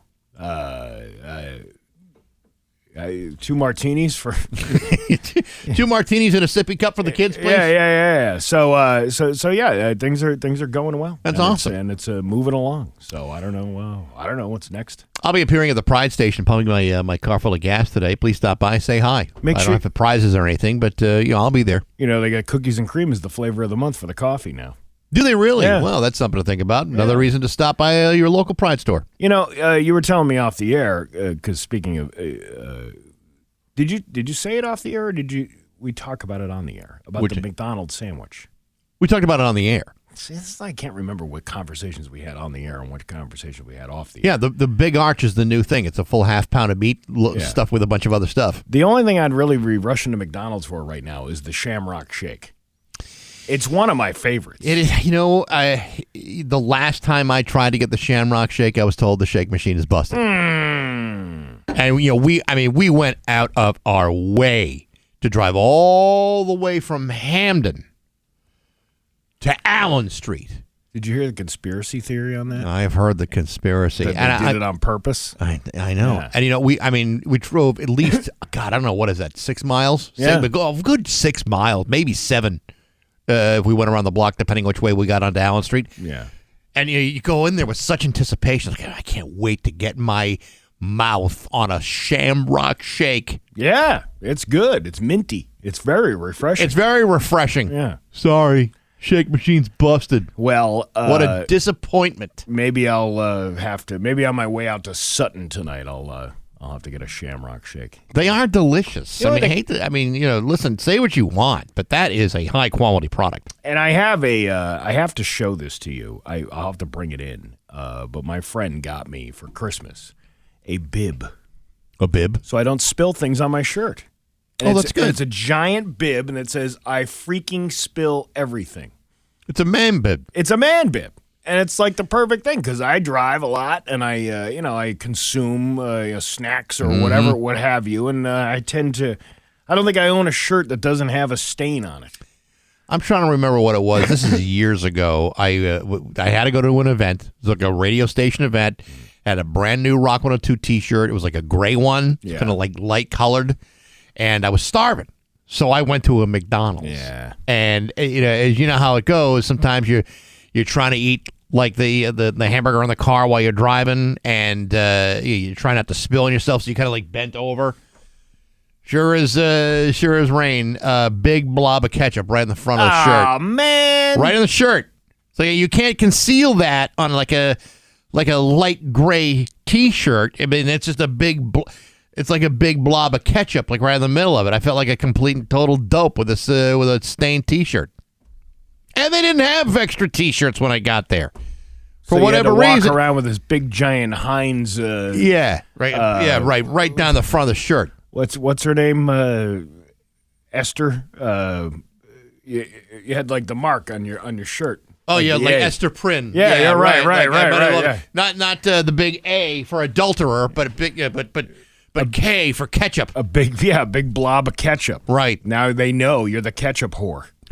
Yeah, and people say, what, you couldn't wait until after the event to stuff your face? I'm like, well, I was in a desperate situation. A race against time. I had to eat right away. I have a hard time not spilling anything on myself sitting down at a table. Yeah. And like, it doesn't matter if you're in a car. Obviously a car is a little bit more difficult when you're trying to manage, distracted driving by eating something while you're driving along. That's hard enough in itself. But when even just sitting down at a table, I'm a mess. I'm an absolute mess. We went to Nadim's last night, and I had like the Nadim's rice with the lamb steaks, so delicious. And I'm doing the same kind of thing where I'm trying to avoid spilling something on myself. Unavoidable. No, you got it. Unavoidable. But at least that's something good to have a stain on your shirt. Yeah, I don't mind sucking the sweater after a good meal and say, "Ooh, that really was a good lamb steak." Remnants of a fine meal. Oh, that yeah. was enjoyed. So good. Yeah. It's. No, go ahead. I was just going to wrap it up. Oh, you were? Yeah. All right. I mean, unless you get another point to make. No, I was just going to say Marty was giving me crap last night. Hey, Steve, they don't have roadkill on the menu here at the shortstop. Yeah, he was still going off on the ketchup thing like hours after we got off the air yesterday. Yeah, why? I don't know. I have no idea. Doesn't he know that it's just a bit and it ends as soon as the show does? I think he brings it home with him. Goes home to his wife and says, he's on me about that ketchup thing again. He wrote it on the poster yesterday. Yeah. He was like, I'm having nothing but I'm putting ketchup on everything. I'm like, whatever. It's 7:23 at Rock 102. Caller 25 with Bax and Nagle on Rock 102. Liam has the full forecast for you. Next hour, we're going to attempt to open line Friday, which, as you know, is a wildly popular bit that we've been doing on this show for God knows how long. Brought to you by K&B Diversified Services.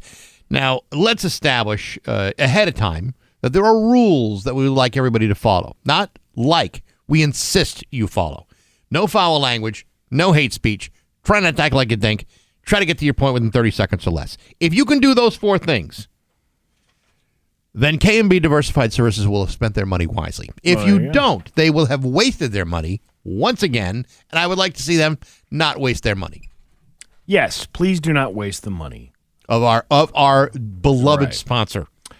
I'm reading this story here. A police officer in Los Angeles is charged with felony insurance fraud after he was spotted skydiving while on disability leave.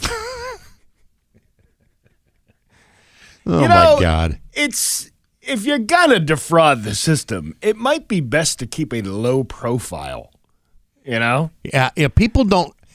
You'd be surprised how often it happens that, like, a private investigator will be looking for people who are doing the exact same thing. If you're on, like, a disability claim, it is not unusual for them to send someone out to be watching what you're doing to make sure that you're being on the up and up. Right. Christopher Carnahan hurt his elbow while on duty in 2023.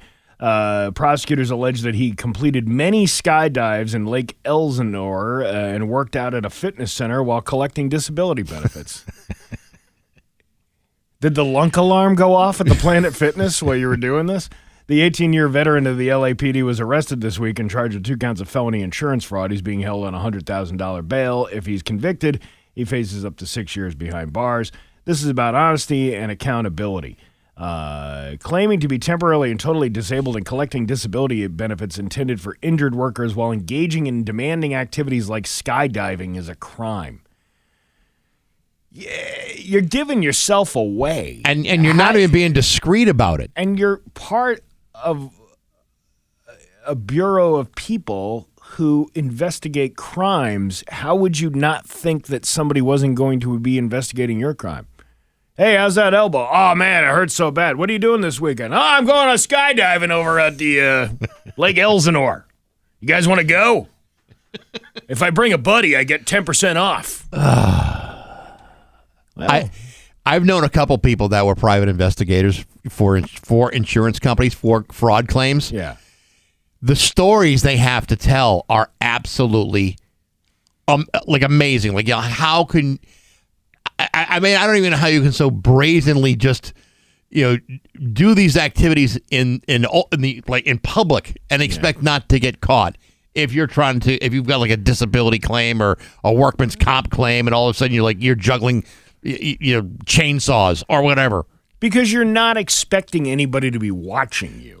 That's all what it watching is. You. Of course they are. And I'm sure, were there any legit claims? Yeah. Obviously, there were plenty of legit of legit claims. Yeah. And most people who are on disability because they're hurt and can't do things. Right. But there are some people that get on that do these claims, but then do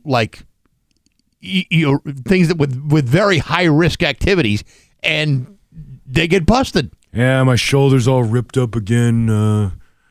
Hopefully it'll be better by the time I do the keg throwing competition this weekend. But I'll be back on disability next week.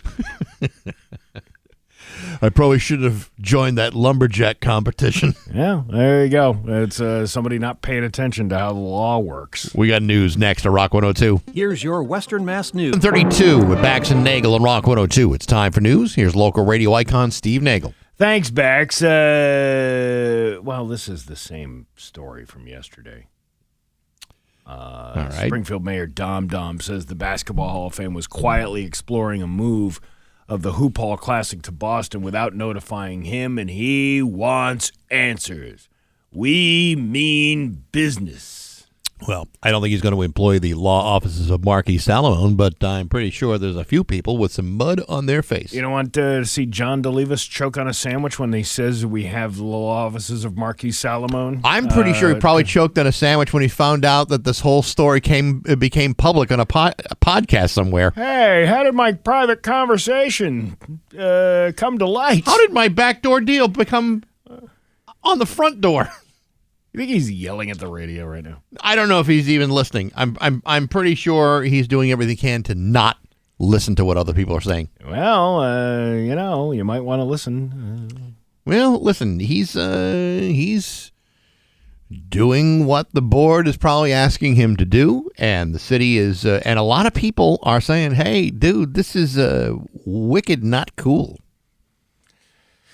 It takes all kinds, Bax. I know. I mean, we've been talking about the last couple of days. This is the kind of thing where you just say, "Hey, come on." Springfield, there's a lot of good things that are happening. Let's not kick the city right in the groin and bail. Right. You've already done enough of that. Crews worked to put out a fire on East Street in Hadley Thursday. Hadley Fire Chief Spank Nagle. Can I call him Spanker Chief? I don't know if you want to do that, Steve. I don't know the man. We didn't know Nice Wanger either, but... we got to know him. We met him. You met him? I don't think I ever met him. You never met I never met Nice former Wanger. Chief Nice Wanger? No. He had a nice mustache, though. He did have a nice mustache. Yeah, Spanker Chief. I think that's a good one.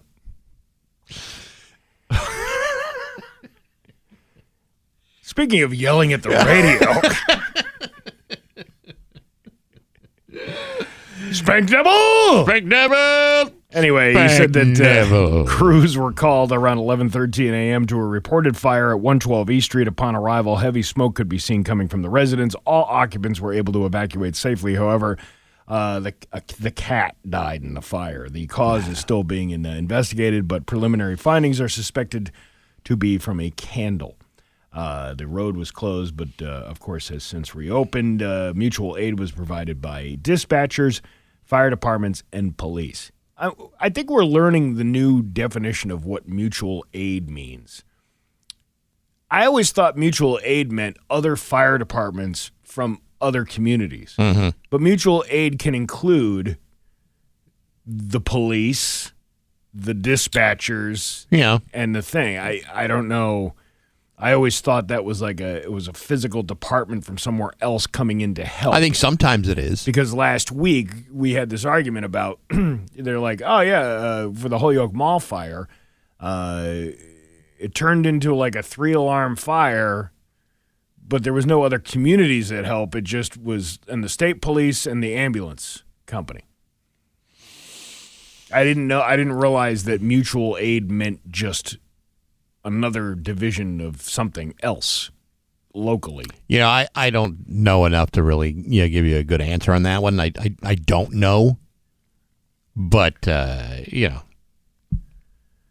I mean, sometimes some towns need help, and other municipalities will offer assistance. Speaking of needing help, high school students in Springfield and Ludlow have a chance to get paid while exploring careers in the sewer industry this summer. You dream big when you're a kid. The Springfield Water and Sewer Commission is now accepting applications for its 2026 pipeline program. They should call it the poop line program. They probably do behind closed doors. This 7-week internship offers 12 students hands-on experience, which is what you want as a kid. Like facilities at Cobble Mountain Reservoir and Bondi's Island. Who wants a summer vacation on Bondi's Island?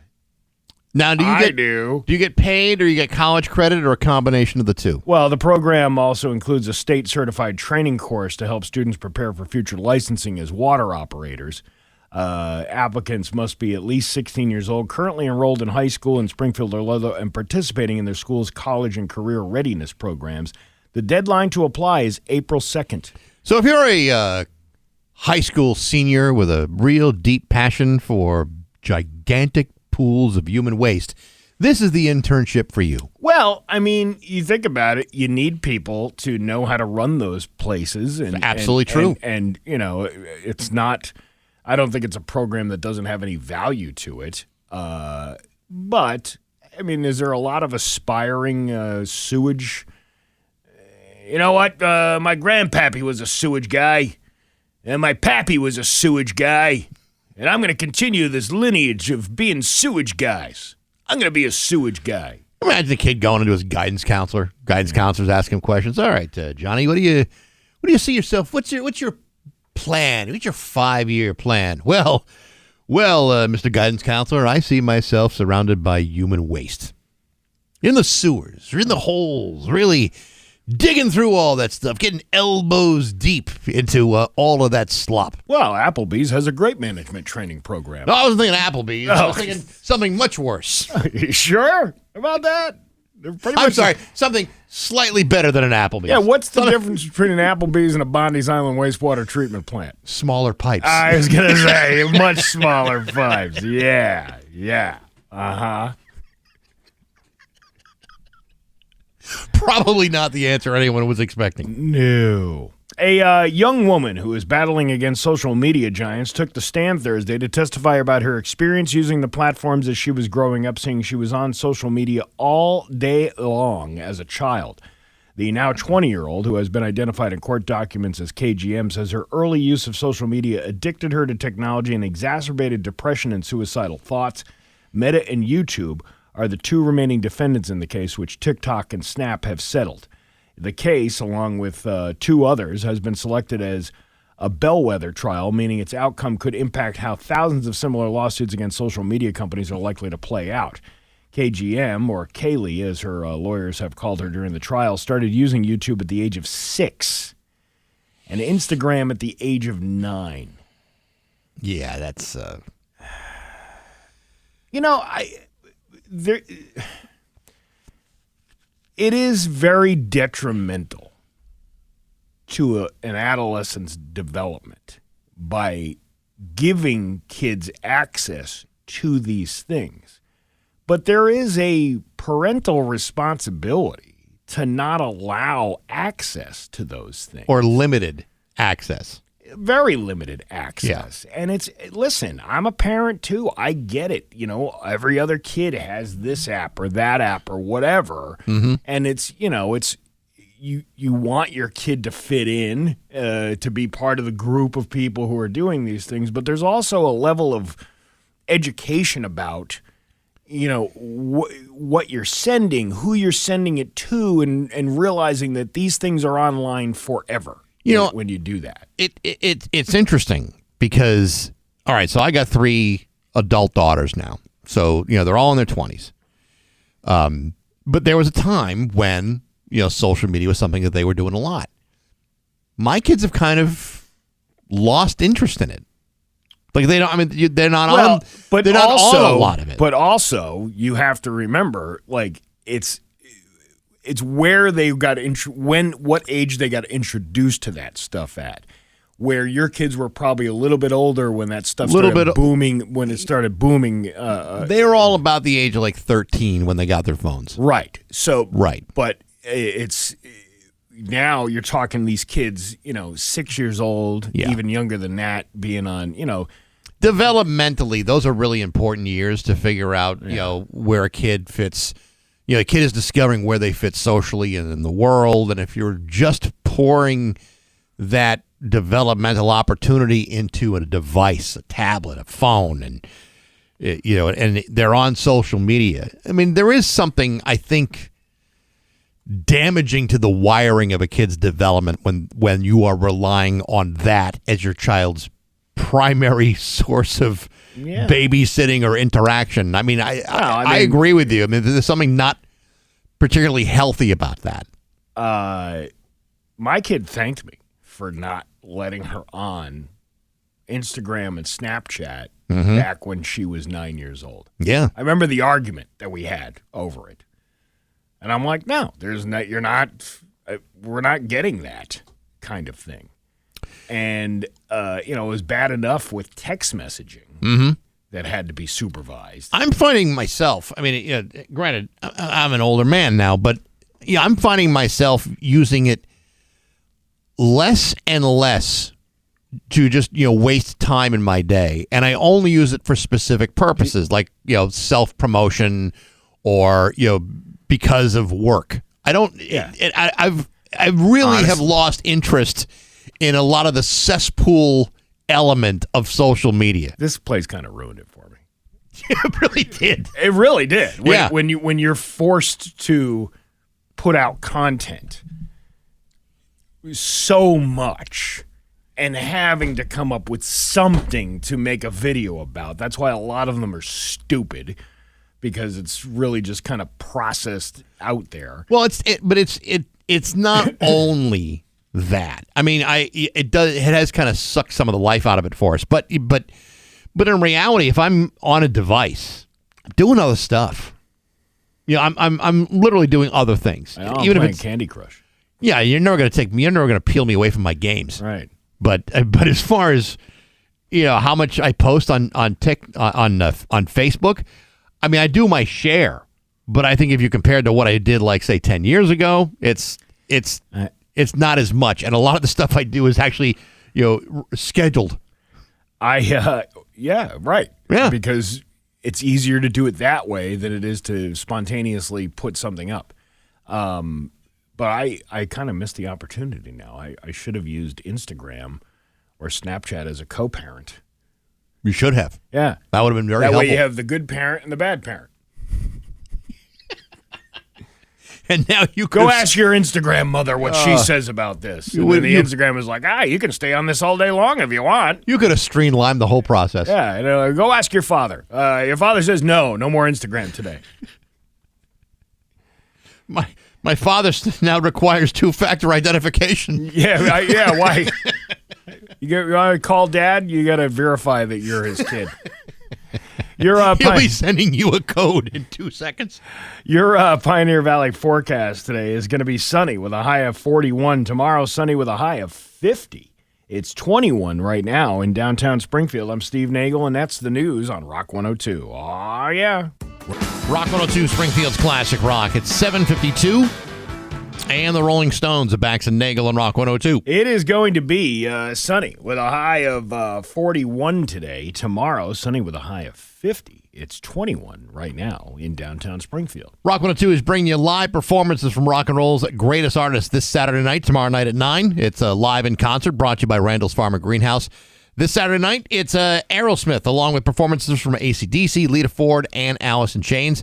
It's tomorrow night at 9, live in concert from Randall's Farm and Greenhouse in Ludlow and Rock 102, Springfield's Classic Rock. So, not to reveal, private medical information, but I've been turning this into part of my act because it's worthy of talking about. Okay. I had a vasectomy on Christmas Eve. God bless us, everyone. I know, right? And let me just tell you this was way less about having relations, right, without the consequence of a pregnancy than it was about me really sticking it to the insurance companies. And let me tell you why. Okay, because last year I had 2 colonoscopies, 2 endoscopies, and an MRI for all these things that I was dealing with.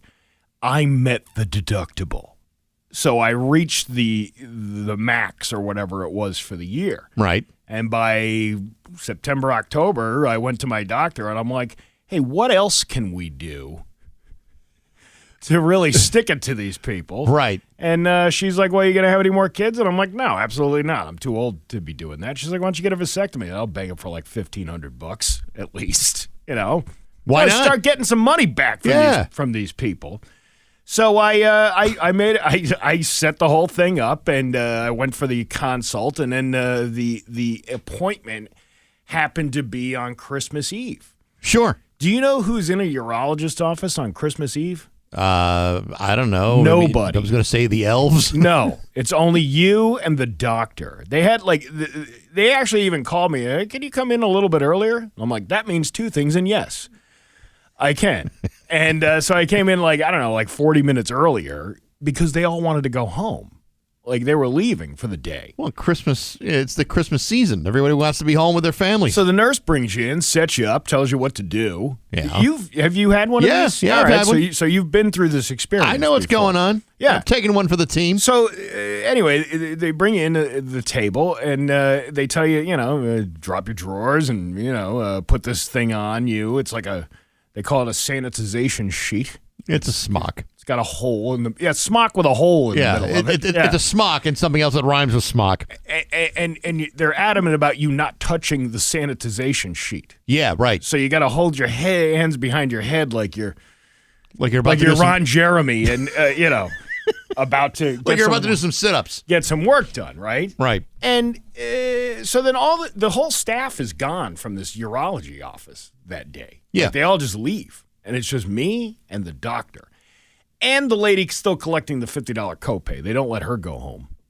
She's the most important person in the office. Yeah, but it only cost me, $50 for this whole thing. Hey, perfect, right? Yeah. And it's a very simple procedure. He first numbs it for you. Num num num num num Right. num num num. But it's kind of like going to the dentist and getting a filling done. They shoot you up with some Novocaine. Right. And then it's just dead silent. It's like New Year's Eve or it's Christmas Eve. It's dead silent. It's like, but you don't. When I had mine, it was just me and the doctor. yeah, I know, but there's no noise. It's so Yeah. surreal. It's just weird, and there's not even you can't even hear voices in the hallway because there's nobody in this office. The only thing I heard during the procedure was when the doctor said, "Uh-oh." Did he say "uh-oh"? And he said, "I'm kidding." Oh. Sorry. I'm just pulling your leg. So I'm like, at least, Santa's sack is going to be emptied tomorrow. Can we at least put on some Burl Ives in here? Can we get some Holly Jolly Christmas or maybe even what's her name with the Jingle Bell Rock or with rocking around the Christmas tree kind of thing? Can we get a little festivity in here? No, there was none of that. It's dead silent for the entire time, but he's done in 20 minutes. Yeah. Right? Now, then he gives you all the instructions, right? Yeah, like it said on a bag of peas and some eggnog for the week, and that's it. Yeah, and then they tell you have to kind of do this 20 times before you can submit the sample. Yes. To do this. And I'm like, 20 times? I can do that tomorrow. And they're like, no, you got to wait. You got to wait. Yeah, you can't double up in a day. Yeah, and it's Christmas Eve. I'm thinking this guy is going to go to a Christmas party tonight. And he's going to pick up one of those little Smokies with the crescent roll wrapped around it and go, hey, guys, I worked on one of these today. The good news is the whole thing was successful. Right. And I had to pay the $50 for the copay, right? Right. And I'm thinking about this, and I'm like, I've been on dates before where I've spent $200. Sure. You maybe get to make out with somebody at the end of the night. But for $50, this guy spent 20 minutes on it. Then you can't really beat a deal like that. No, actually, you're right about that. So fast forward to the time you have to submit the sample, right? Right. But it's not. It requires planning. Because you have to do this during business hours because you have to submit the sample and drop it off at a UPS store. That's what Brown can do for you. Oh, no, Brown can do that for you, but it's the instructions are it's a dry rub. It's like working on a pork loin. You have to, it's a very procedural thing. I had to wait till nobody was home in the house because you got to do this during daylight hours and you got to bring it to the UPS store. And as I drop it off at the UPS store, I'm like, I'm not the only one that's had this done. There are probably hundreds or even thousands of people that do this. And it made me think, look how much of this flob is being shipped around the country. It's like we're sitting here now Yeah. There's a FedEx plane flying over right now with somebody's sample in it. Like an ocean of samples. Yeah. It's pretty neat. But I got the results. You did? I did. I got the results. They send it to you in an email. Okay. And the email is like, you're about to find, it's like a gender reveal. It's like, you're about to find out what the results of your test are. Are you ready? And you click it, and it opens up this page, and it's a bullhorn, like one of those, not like a megaphone type of thing, a bullhorn. Right. With a whale on it, spitting out confetti. Sperm whale? Saying, congratulations, you are sperm free. It looks like Fudgy the Whale from the Carvel commercials. Remember, you heard Tom Carvel going, all right, congratulations, Fudgy the Whale says you're sperm free now. Congratulations. You can now approach Cookie Puss without a problem. Yeah, you're a whale of a dad. Yeah. The whole process was just, the good news is everything works the same. Yeah, well, it's a same consistency, new formula. Yeah, it's like that's Coke it. Zero. and I'm gonna have a weird thing. I was telling you, I was like, we're gonna have a party. Yeah, to celebrate. This is momentous. I mean, the successful procedure. You should get a piñata with no candy inside. Yes, exactly. I'm gonna have eclairs with no cream.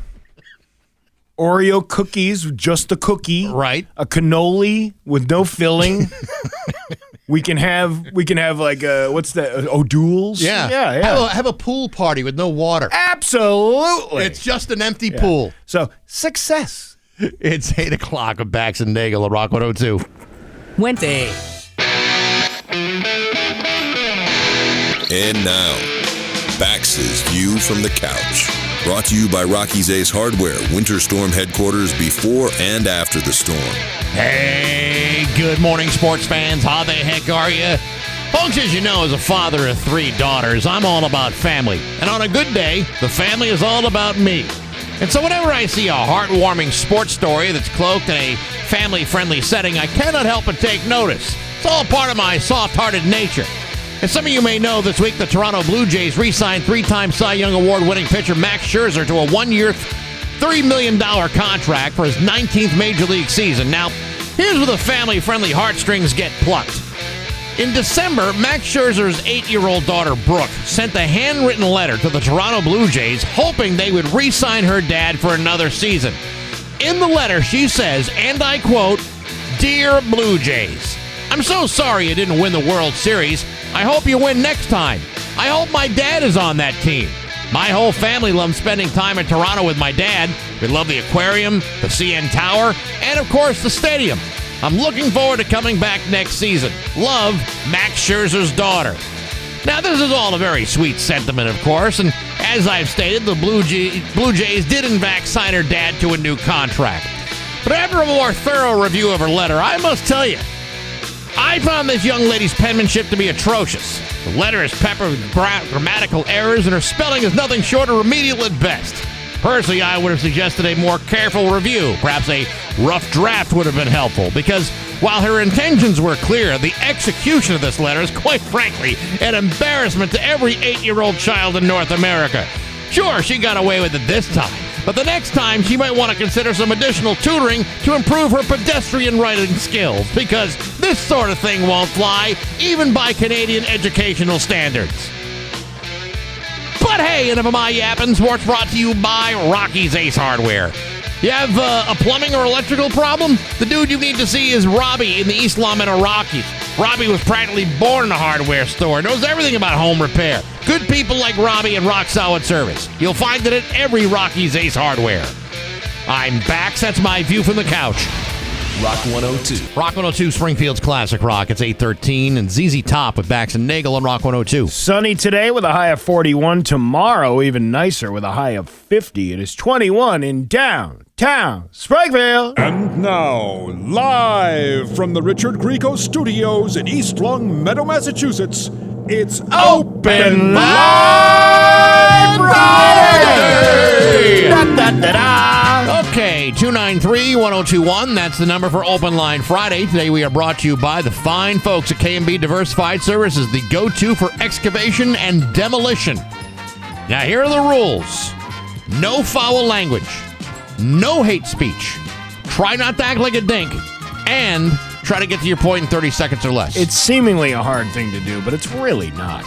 When you put your mind to it, it's not hard at all.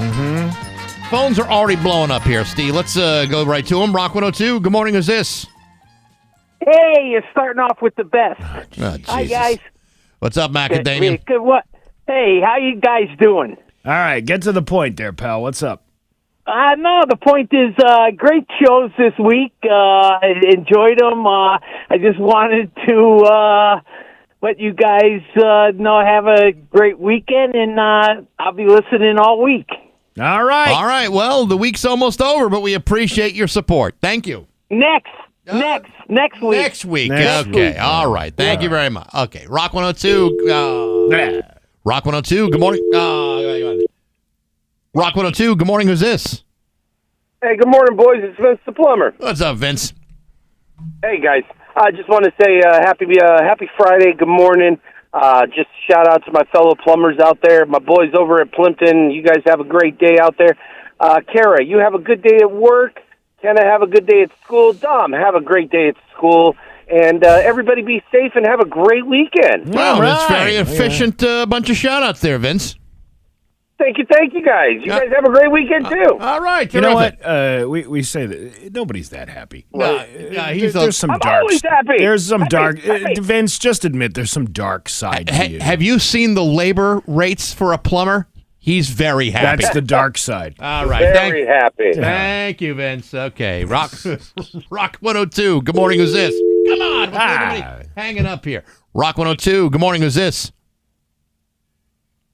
Good morning. It's Corn from Enfield, Connecticut. Hey, how you doing? Hi. I just wanted to say happy Friday, and I love listening to you guys on the radio. Oh, thank you very much. We appreciate it. And how old are you? I'm 10. 10. All right. Oh, well, glad you heard that great conversation we just had about 15 minutes ago. I'm sure that's a good conversation for you and the folks. All right, listen, you have a great weekend. You too. All right, man. There you go. Rock 102. Good morning. Who's this? This is Stu. Last name Dunions with a D. What's up, Stu? What's up, Stu Dunions?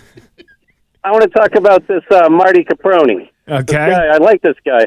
You know, he brings a lot more to the table than his appetite, and I think that he's a net gain for the show, overall. But he sounds like an idiot when he starts giving Steve a hard time about eating that deer. I mean, give me a break. That's good meat.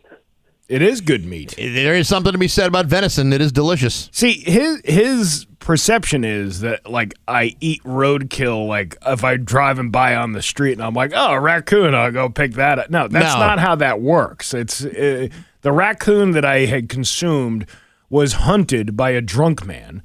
So that and made it was fresh. It was fresh. It wasn't, a days-old raccoon. And, when you hit a deer, as long as you contact the authorities, they'll let you tag it and take it home. You might as well. Waste not, want not.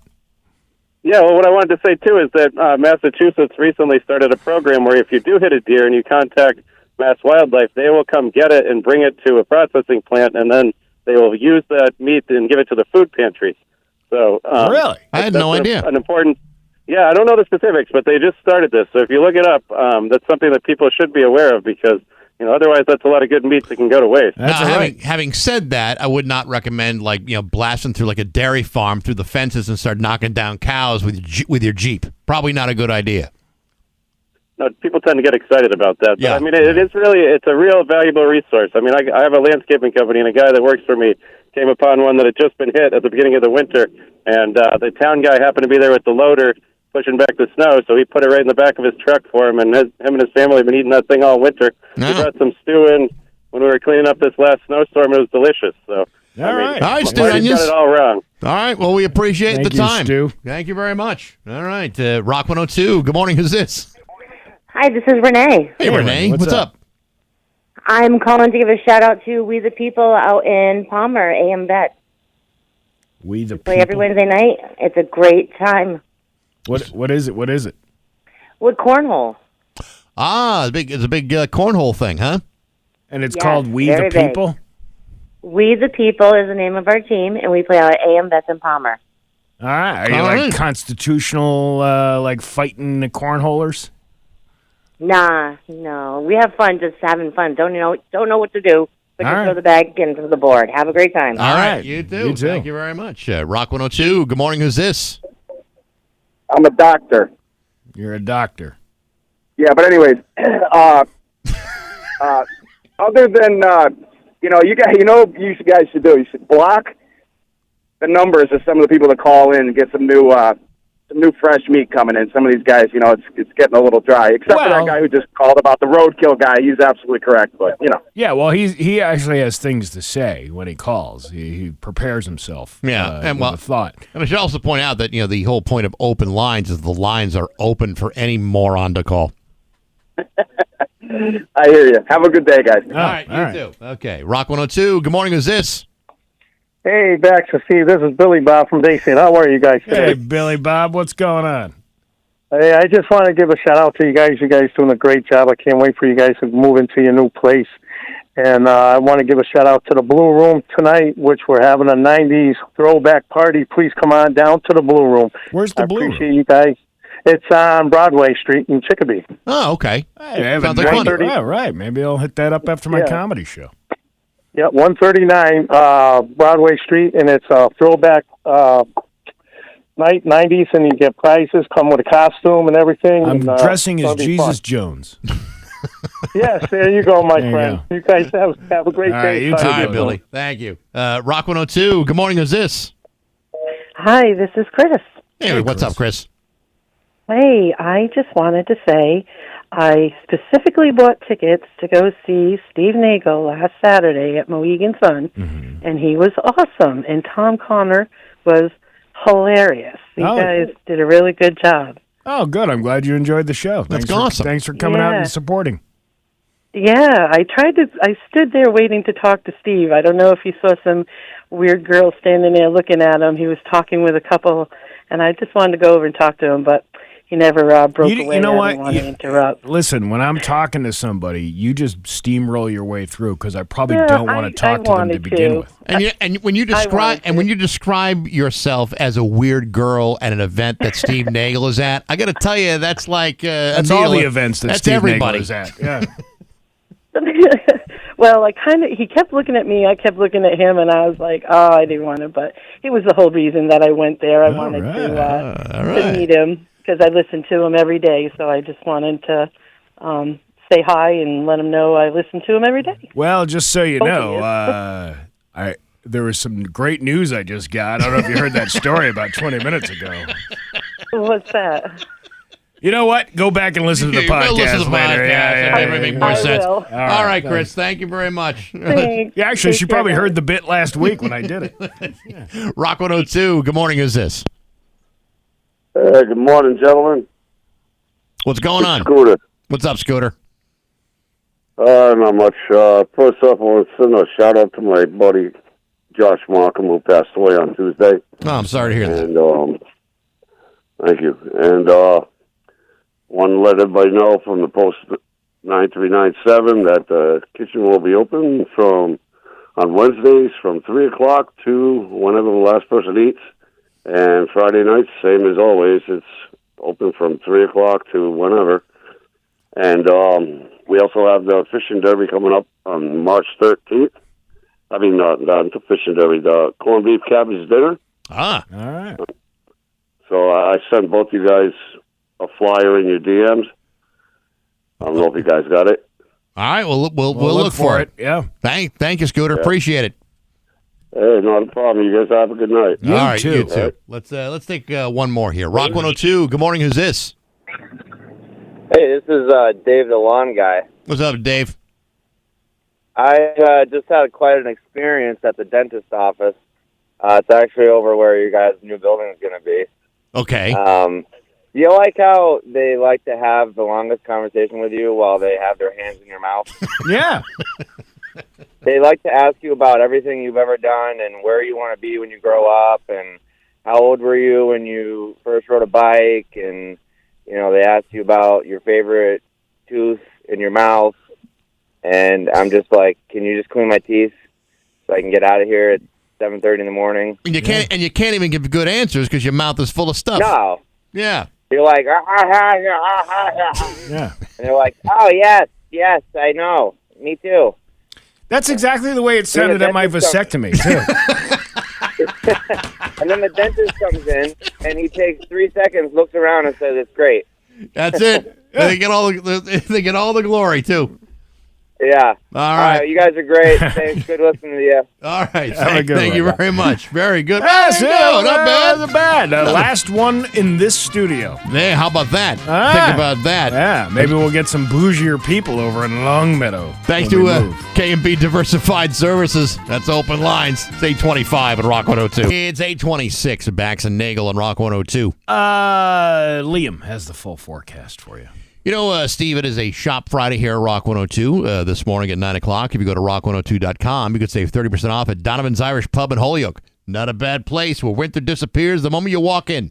Scratch-made comfort food, proper pints poured just right, live music, and a warm welcome room that feels like St. Patrick's Day every single night of the week. Yeah. Hells yes, right there on Jarvis in Holyoke.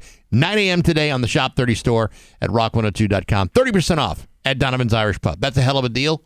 Good luck. Don't miss out. Yeah. Well, I got nothing. I got news, and that's coming up. All right. In a few minutes. Well, there you go. Oh, we'll also be talking to about the Ride to Remember in a little bit. Oh, yeah. Sergeant John Delaney, retired. Sergeant John Delaney will be in here. He was one of my favorites of writing the crime reports for Springfield, and ever since Ryan Walsh took over, I feel so left out of the conversation. Well, I mean, what are you going to do? Maybe Ryan could start to, putting his journalistic skills back into work. I used to love getting the updates from John Delaney. Me too. Yeah. Me too. How times have changed. Oh, my God, look at the time. Yeah. We got news next to Rock 102. Yeah. 8:30 with Bax and Nagle on Rock 102. It's time for news brought to you by Bond 124 Gastropub in Somers, Connecticut. Open daily. Here's local radio icon Steve Nagle. Thanks, Bax. You know what? It's Friday. It's 8:30. I just got a bunch of... I have hodgepodge news. It's the hodgepodge lodge of news. Yeah. Burger King. We were talking about McDonald's last hour. Yes. About they're coming out with, what's it called? The Big Arch? The Big Arch. Wasn't that the name in Coming to America when he had McDowell's restaurant? They have the Golden Arches. We have the Golden Arch.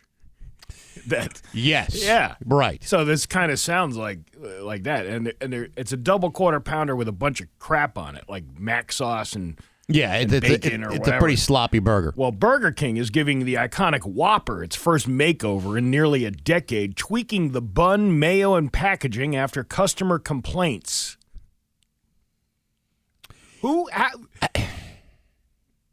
It's the Whopper. It's the same it's always been. Yeah, but they've ramped up the game and the condiments. The chain said Thursday the Whopper will now come on a premium bun. That means two things. Have creamier mayo. That means two things. And served in a clamshell box. That means three things. I don't know what's happened at Burger King. There was once a time where I actually liked Burger King, but then something happened, and I don't know what it was. Where it all fell apart. Here's the thing. The French fries really did it for me, to ruin it. Whenever they came out, that was years ago. When they came out with that new recipe, and it's like eating cardboard. It's not. I think it's a different. Good. I think it's a different oil, and I think it's also a different potato. McDonald's sources a particular kind of potato, right? And sometimes, to be honest, it's a superior French fry at McDonald's. And you know what? Frankly, the vegans ruined those too, because they used to be fried in beef tallow fat. Yeah, which is the good stuff. And now they don't do that. It's all vegetable oil now, peanut oil or whatever. And vegetable oil is terrible for you. Beef tallow is actually healthier. So I think it was the fries for Burger King. Although I still do like a Whopper. Like a Whopper is actually a pretty decent burger for as far as a fast food place goes. I don't mind the flame broiling. They revamped the burger. It is rolling out this week to more than 7,000 restaurants nationwide. The company said it was careful not to go too far and offend Whopper fanatics, and the beef patty remains the same. The upgraded burger will cost franchisees more, but Burger King is urging them not to raise prices. Instead, the chain is betting the updates will bring customers back. I don't know, man. Big mayonnaise really does put a damper on things. Creamier mayo? The mayonnaise industry is a cutthroat business. All right. Well, we'll have to see how this plays out. Speaking of restaurants, Papa John's is closing hundreds of restaurants after a tough quarter. Just one? I think they've had a bunch of tough quarters after Papa John was forced to leave the business. The company said Thursday that about 300 underperforming North American locations will be shut down by the end of 2027. Are there any overperforming Papa John's? Not that I'm aware of, no. About 200 of those closures are expected this year. Executives said the effective stores are not meeting brand expectations or lack a clear path to profitability. How hard is it to prepare diarrhea in a box? I don't know. Well, I'll take a large botulism with a side of salmonella. All right. Papa John's operates about 3,500 locations throughout the country. You know, they've had a number of very hard quarters since their since Papa John Schnatter was bounced out of the company for using racial slurs during an internal sensitivity training program on a conference call. That was maybe a problem with the company. You know, maybe you just saw things kind of falling apart in advance. And that was all the way in 2018. Remember that? Yeah. It's been a long time. It seems like forever ago. Yep. It seems like 8 years ago. And what's John Schnatter doing now? Probably kicking himself in the pants. A 37-year-old man is accused of filming his former coworkers at Lululemon in Arizona and recording other victims out of state. Daniel Sanchez, a very, very dirty Sanchez, was arrested in connection with the alleged crimes. The investigation launched on October 1st of 2025 when a deputy in South Carolina discovered a USB device in a vehicle he recently bought. The deputy found that the USB contained several suspicious recordings. This is kind of a wild story. South Carolina authorities learned that Sanchez was the previous owner of the vehicle and was living in Gilbert, Arizona. Gilbert police were notified and tracked down a victim from one of the recordings. Court documents state the victim told police that Sanchez was a former co-worker and the two worked together at Lululemon at the Scottsdale Fashion Square. Scottsdale police took over the investigation and found several inappropriate recordings on the device, including 2 videos that were filmed in the Lululemon bathroom. Investigators said some videos showed Sanchez setting up the recording device in the bathroom and captured several employees using the restroom. You imagine that getting caught because you sold a car and you're so careless with the material that you have recorded that you leave a USB device in the car for a cop. What are the chances of a cop buying the car from you? Well, the chances are not that great. But I would think that if you were selling the car, the only thing that should be transferred is the car and the title, not evidence. Yeah, that's just so weird. We found I know in the minivan we found an old iPod. Oh, really? Like an ancient iPod, and they tried to track down the owner and they couldn't. Was it still usable? No, because it was locked. It's locked. Oh, It's got this I don't even know how to. It's too far gone now anyway. But out of updates or whatever. But it was like somebody was probably looking for that, and it was shoved so far down. Like even the dealership didn't even see it because I had taken all the seats out and everything like that. That's where it was. It was like slid in the down. Seats. But it was slid down in between this little pocket where nobody would have seen it, like upon visual inspection.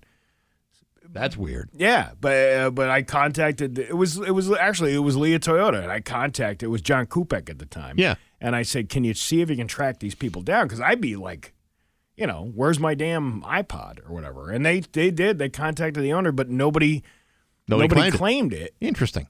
But it could have been from like a passenger. Like somebody was carrying around in the van and dropped it down the seat. When you're transferring the ownership of something and there's something inside the house that you don't want really people to be talking about, get rid of it. When I bought my first house, you know what the previous owner left behind? What? A gigantic box of condoms. Really?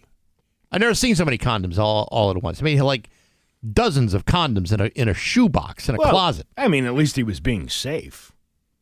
Well, yeah. I mean, the previous owner was a woman, but I mean, it's a lot of condoms in that box. A woman had a box of condoms? Maybe it was from a previous lover. I don't know, but I've never seen so many condoms bought for one person in my life. Unless, you're running a brothel and you... I don't know. I mean, I appreciate the fact you left them behind. I mean, that was very thoughtful or not thoughtful. You can write those off, can't you? You can't. You don't even know what a write-off is. No, but they do, and they're the ones who are writing it off. I don't think a donation of condoms can be written off on your taxes. Why not? If it's part of your business.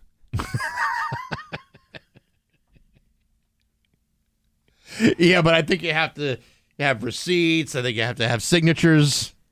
Do you really have to? Well, the receipt you could easily You got to have. Well, I don't know if you could phony up a receipt. How many condoms were in the box?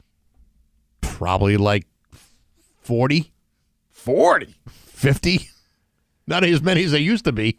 I have one from like 10 years ago. I don't think we even have one in the house anymore. Yeah, I mean it's probably expired. I don't remember, Yeah, I have no idea. Damn. Loads of condoms. Well, I mean, if you're going to have a load of something, a condom is a good way to trap it. There you go.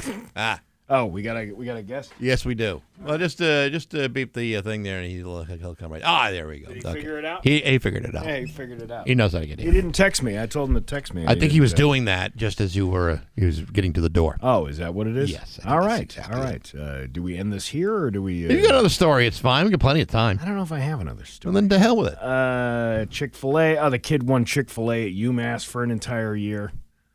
What a disappointing prize. He was probably happy to win because every college student likes to get a free meal. Yeah, once a week, though. And it's at a place where you have to travel from Emory because he's a UMass student, and the closest Chick-fil-A location is Chicopee, and it's the only location where you can eat the food. You can't go to, it's not like a nationwide pass. Well, what's an Uber cost from Amherst to Chicopee? As much as a sandwich from Chick-fil-A? I was going to say, it's probably and a ride back? just as much to do so with. So I don't know. I mean, what a rip. It is a rip. And again, the idea that Chick-fil-A is this delicious restaurant, it's a chicken sandwich. It's no better or worse than any other place. But people are out of their minds about it. That's why you get the big long line. Same thing with Cane's. I mean, it's chicken. People love chicken, but you can get a chicken finger nearly anywhere.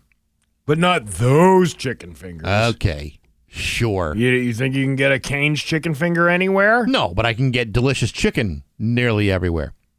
Yeah, you make your own. So much better. So much cheaper, too. Yeah, I know. I mean, I know the convenience of getting the chicken finger from the drive-thru would be a lot easier. You know what? It's 8:42. I just padded for enough time to get out of this god-awful newscast because I'm just it's Friday. I know. We're all ready to go home for the weekend. I am. And go our separate ways.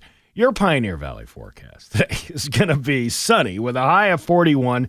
Tomorrow, sunny with a high of 50. It's 24 right now in downtown Springfield.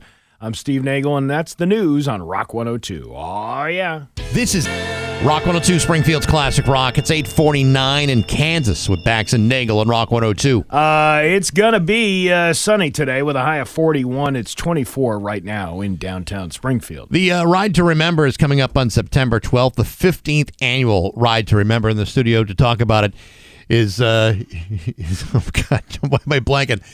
What's your name again? John Delaney. John Delaney. Jesus, I know Did you better. really forget his name? I'm like, what am I doing? I mean, I'm embarrassed by that, but yeah, I've known John Delaney for 25 years or so. Yes, I actually brain farted. Oh, I thought this was. No, I'm not gonna get it. Hey, welcome, welcome to the studio. Oh, I'm so sorry. Yeah. So yeah, the ride to remember. Now, how many years are we into? 15th ride is coming up September 12th. 15. And on Sunday, we've got a huge sign-up event at the White Lion Brewery. Ray Berry, that owns that, has opened up his bar on Sunday from 2 o'clock to 5:30 p.m., and we implore people to come out and sign up for the ride this year. So we were just talking, and again, buddy, John Delaney, retired Springfield police sergeant. I've been called worse. I'm going to call you retired Sergeant John Delaney from now on every time I speak to you. But no, we've talked about this off the air. When you started, this was a ride from Springfield to Boston. It's changed now so that anybody, literally anybody with a bicycle can participate, and that's really why that's a big change and probably a really good change for people. Yeah, when you get on a bike and you ride from downtown Springfield to the State House in Boston, it's 106 miles, and it's Massachusetts. There's these really challenging hills. Yeah, there's a lot of steep inclines that you have to go, and you have to train for it. So plus, there's no room for the transponder on a bike to get under the Mass Pike gantries. Yeah, that's kind of hard. True too. Yeah, and the cars whizzing by, and the trucks are a challenge. Yeah. For sure. Now, did you simplify the route because you're now 15 years older? I am long in the tooth, but I still ride a lot with my friends, so I don't worry about that. But we kept it local because we have local bands here, food, restaurants. We start at Tower Square. They open up Tower Square for us for the after party.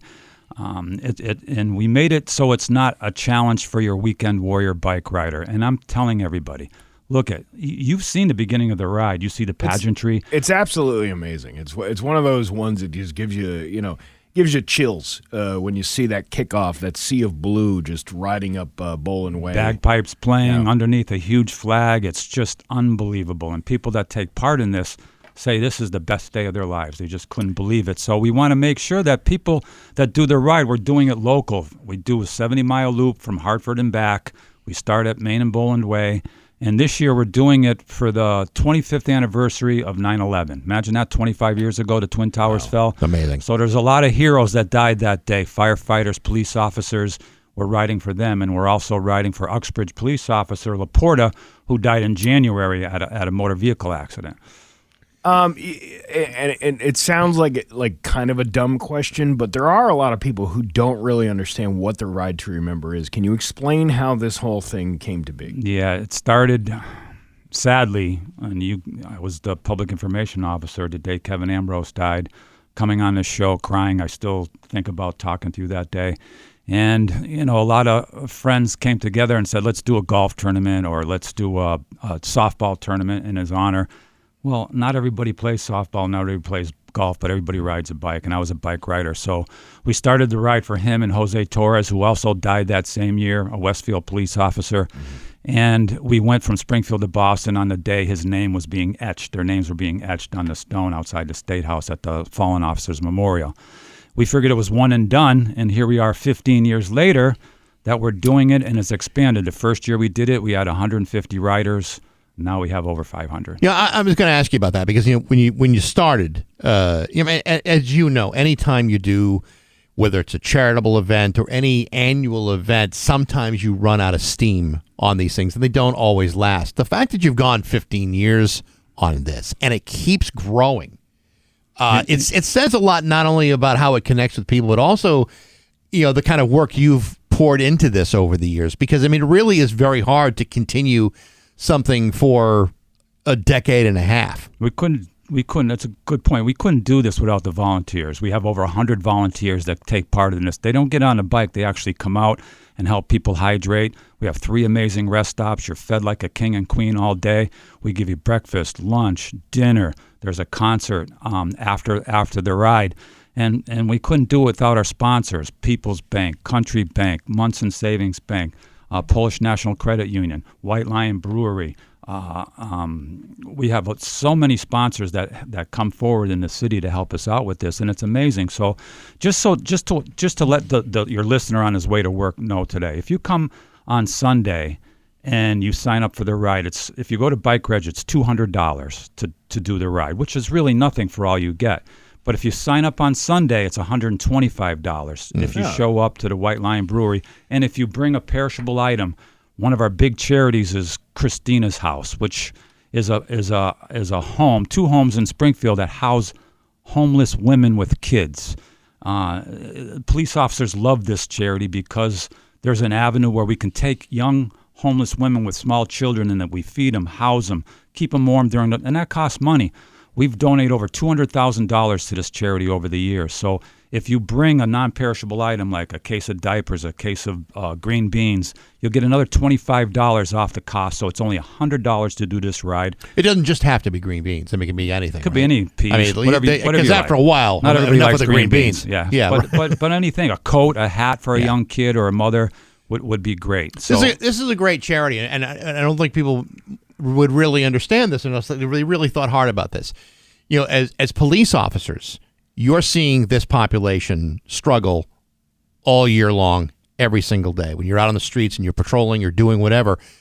The homeless situation in any city is pretty dramatic. And when you're talking about women with children who are homeless, it is a very, very important charity to support. Just looking back on my own career, going to the bus terminal at middle of the night, there's a young woman there with a couple of kids in tow. She has no place to turn, no place to go. Well, here we go, Christina's House. Do you know what I mean? So even if you don't sign up for the ride, bring something down between 2 and 5:30 for this charity. It's amazing. And real quickly, I just want to take your audience that if you be part of the ride, you get on a bicycle. There's pageantry. It's an unbelievable beginning. And we ride around downtown Springfield. We go to 3 memorials that for 9/11 as we go. We go to Hartford. You're fed food. If you get a flat tire, we change it. We have great ride marshals that ride along with you. And if you're having trouble pedaling up an incline, they get behind you and actually push you. This is user-friendly. If you are feeling that you can't go on, we have 3 luxury liner Peter Pan buses following us. So you put your bike on a truck, you get on the bus, and when you're ready to come back, you do it. I want everybody to take part in this because it's showing the flag, is what we call showing the flag. We want people to really support police, fire, and corrections officers. Be part of it. Sign up for it. It's only $100. God, just come out. Yeah. If you have a bicycle, do it. I've been imploring Steve to do it for forever. I think maybe he can do it. Listen, I was told I need a new knee I need a knee replaced. So I don't know if they'll replace it right there. Listen, right there listen, I'm always willing to help out with whatever you guys need. And we appreciate all the work that you do, especially for this event. However, if I wanted to suggest a harder route next year, I believe Primo's Pizza to Palmer was a very long, hard ride. And also a ride to remember. Yeah, well, it's a hard ride back. Not so hard to get there, but the ride home. You know what? I slid that same joke in again year after year. Yeah, and it gets funnier and funnier. Yeah. Also, John O'Brien, you guys know, is a real good friend of mine. He never forgot my name, by the way. But John oh, hey, you know what? I deserve that, John. I deserve that. So John O'Brien was a big part of this ride. He got on his 3-wheeled motorcycle, and he comes support us at every rest stop. He's certainly missed at the ride. Remember, we're going to have a big picture of him at the beginning of the ride. Moment of silence for him. Yeah. He was a great guy, and he was a part-time cop, and he always called himself a police officer. And one more thing before you guys leave. I know you're in a rush. My grandson, Oliver, is on his way to school right now, and he wanted me to say his name, Oliver Dona. He's an amazing kid. I taught him how to ride a bike, and 15 years from now, he'll be doing a ride to remember with his grandfather. Yeah. So. Does he remember your name, too? Oh, I would hope so. John Delaney. John Delaney. The ride that's okay. The 15th ride to remember is September 12th, and the registration event is this Sunday at White Lion. Sunday, White Lion Brewery, free parking, park in Tower Square. We'll validate it. Come down and sign up. There'll be a DJ, there's food, there's beer, and there'll be me, John Delaney, there. All the reason to go. Detective Bigda, we appreciate the time this morning. Thank you so much. I'm sorry. Oh, wrong ride. He's my driver. He's in the car. Sure. We're going to a pizza place. Yeah, there he goes. Hey. John Delaney. Does he make you blow into the thing before you get in the car? No, nobody makes me blow. John Delaney with Bax and Nagle on Rock 102. Rock 102, Springfield's Classic Rock. It's 9:12 and Rush with Bax and Nagle on Rock 102. It's going to be sunny today with a high of 41. Tomorrow, sunny with a high of 50 degrees. Man, it's going to feel crazy. Dude, yesterday was like, I'm walking around like it's springtime outside because it was so nice out. I saw people jogging yesterday in shorts and T-shirts. Yeah. It was like 45 degrees. And it's like, I mean, okay, I'm still wearing a jacket and a sweatshirt, but still. I saw people walking on the East Long Meadow bike trail. Yeah. I didn't know they plow that or whatever. They must have a snow thrower or something that gets rid of it. It does get cleared off. Oh. Yeah, because people walk on that trail all the time. Yeah, dogs and cats and dogs and cats and dogs and dogs. Right. Dogs. Oh, they're all running up and down the trail. Yeah, well, hey, listen, people gotta have a place to walk in East Long Meadow. You look like you got something to say over there. No, I feel bad. I mean, when you're talking about the ride to remember, and I can't remember John Delaney's name. I mean, talk about the irony of that. You know what, though? We were talking about this last week. There is an appreciation for what you do over there on that side of the board because you're basically the command center, and you have all this stuff going on. Right. And even if you have it right in front, I wouldn't even worry about it. It's not a big deal. Yeah, I mean, it's just, I've known John forever, and it's just, I feel bad. That's all. I'll get over it. I mean, I'm practically over it now, but you're not that over it if you keep bringing it up. Well, I just felt like I needed to say something. It's the ride to remember. I couldn't remember the most important part. But it made a funny joke on the show. Like, it's not a big deal. Well, your big joke was funnier, actually.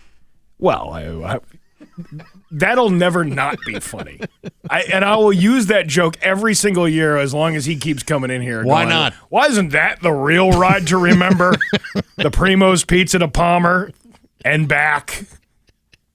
That's the kind of thing you want to get yourself into. Or the ride to work the following day after that video came out. That was a good ride. Oh yeah, hey, everyone's talking about that. I still like the idea that if he's going to give him a ride, he's going to blow into the thing for him to get the car started. One other quick thing before we take off. Because you got to watch yourself for scams and all that stuff. Did I tell you that I was wrongly charged? I had to get a whole new credit card or for what? A bank card. Because I don't know. I don't even know how they get the number. If it's, obviously your information is hacked all the time. Right. Somebody charged like $13. And this is how they do it. They start out charging something very little so you don't notice. I think we did talk a little bit about this, and it was like a $13 charge for some like vital records thing or something like that. Oh, yeah, so I had to get a new card. And it's a specific bank that I use to pay bills with. Like, it's solely just for that. Right. And now I'm getting all these notifications saying, hey, by the way, you have to update your card in order for us to charge you your next billing cycle. So that's going to be my afternoon. Good for you. Yeah, scrolling through the insurance company, whatever else takes a subscription thing out. Looking for statements. What a big pain in the butt. That is among one of the many horrible things about having your information hacked. Yeah. It's not just that you could be drained of money from your accounts. That's bad in itself. Yeah. It's the pain in the ass of tracing back everything to fix the problem. That's the worst part. Because a lot of times if it's like on a credit card, you're insured and you won't get charged for a lot of the stuff that's being jacked from you. But it's the having to go through all of those steps to get it cleared off. That's the hard part. Yeah, so now I gotta go back in and fix all the auto payments that I have set up for the day. What a pain in the ass that's gonna and you're gonna cancel your insurance if you don't make your payment. I've been too lazy to put the new card number in. That's all. Well, but you can make amends. And now I have to spend an afternoon doing that. So what a pain. Happy weekend, everybody. It's 9:17 Rock.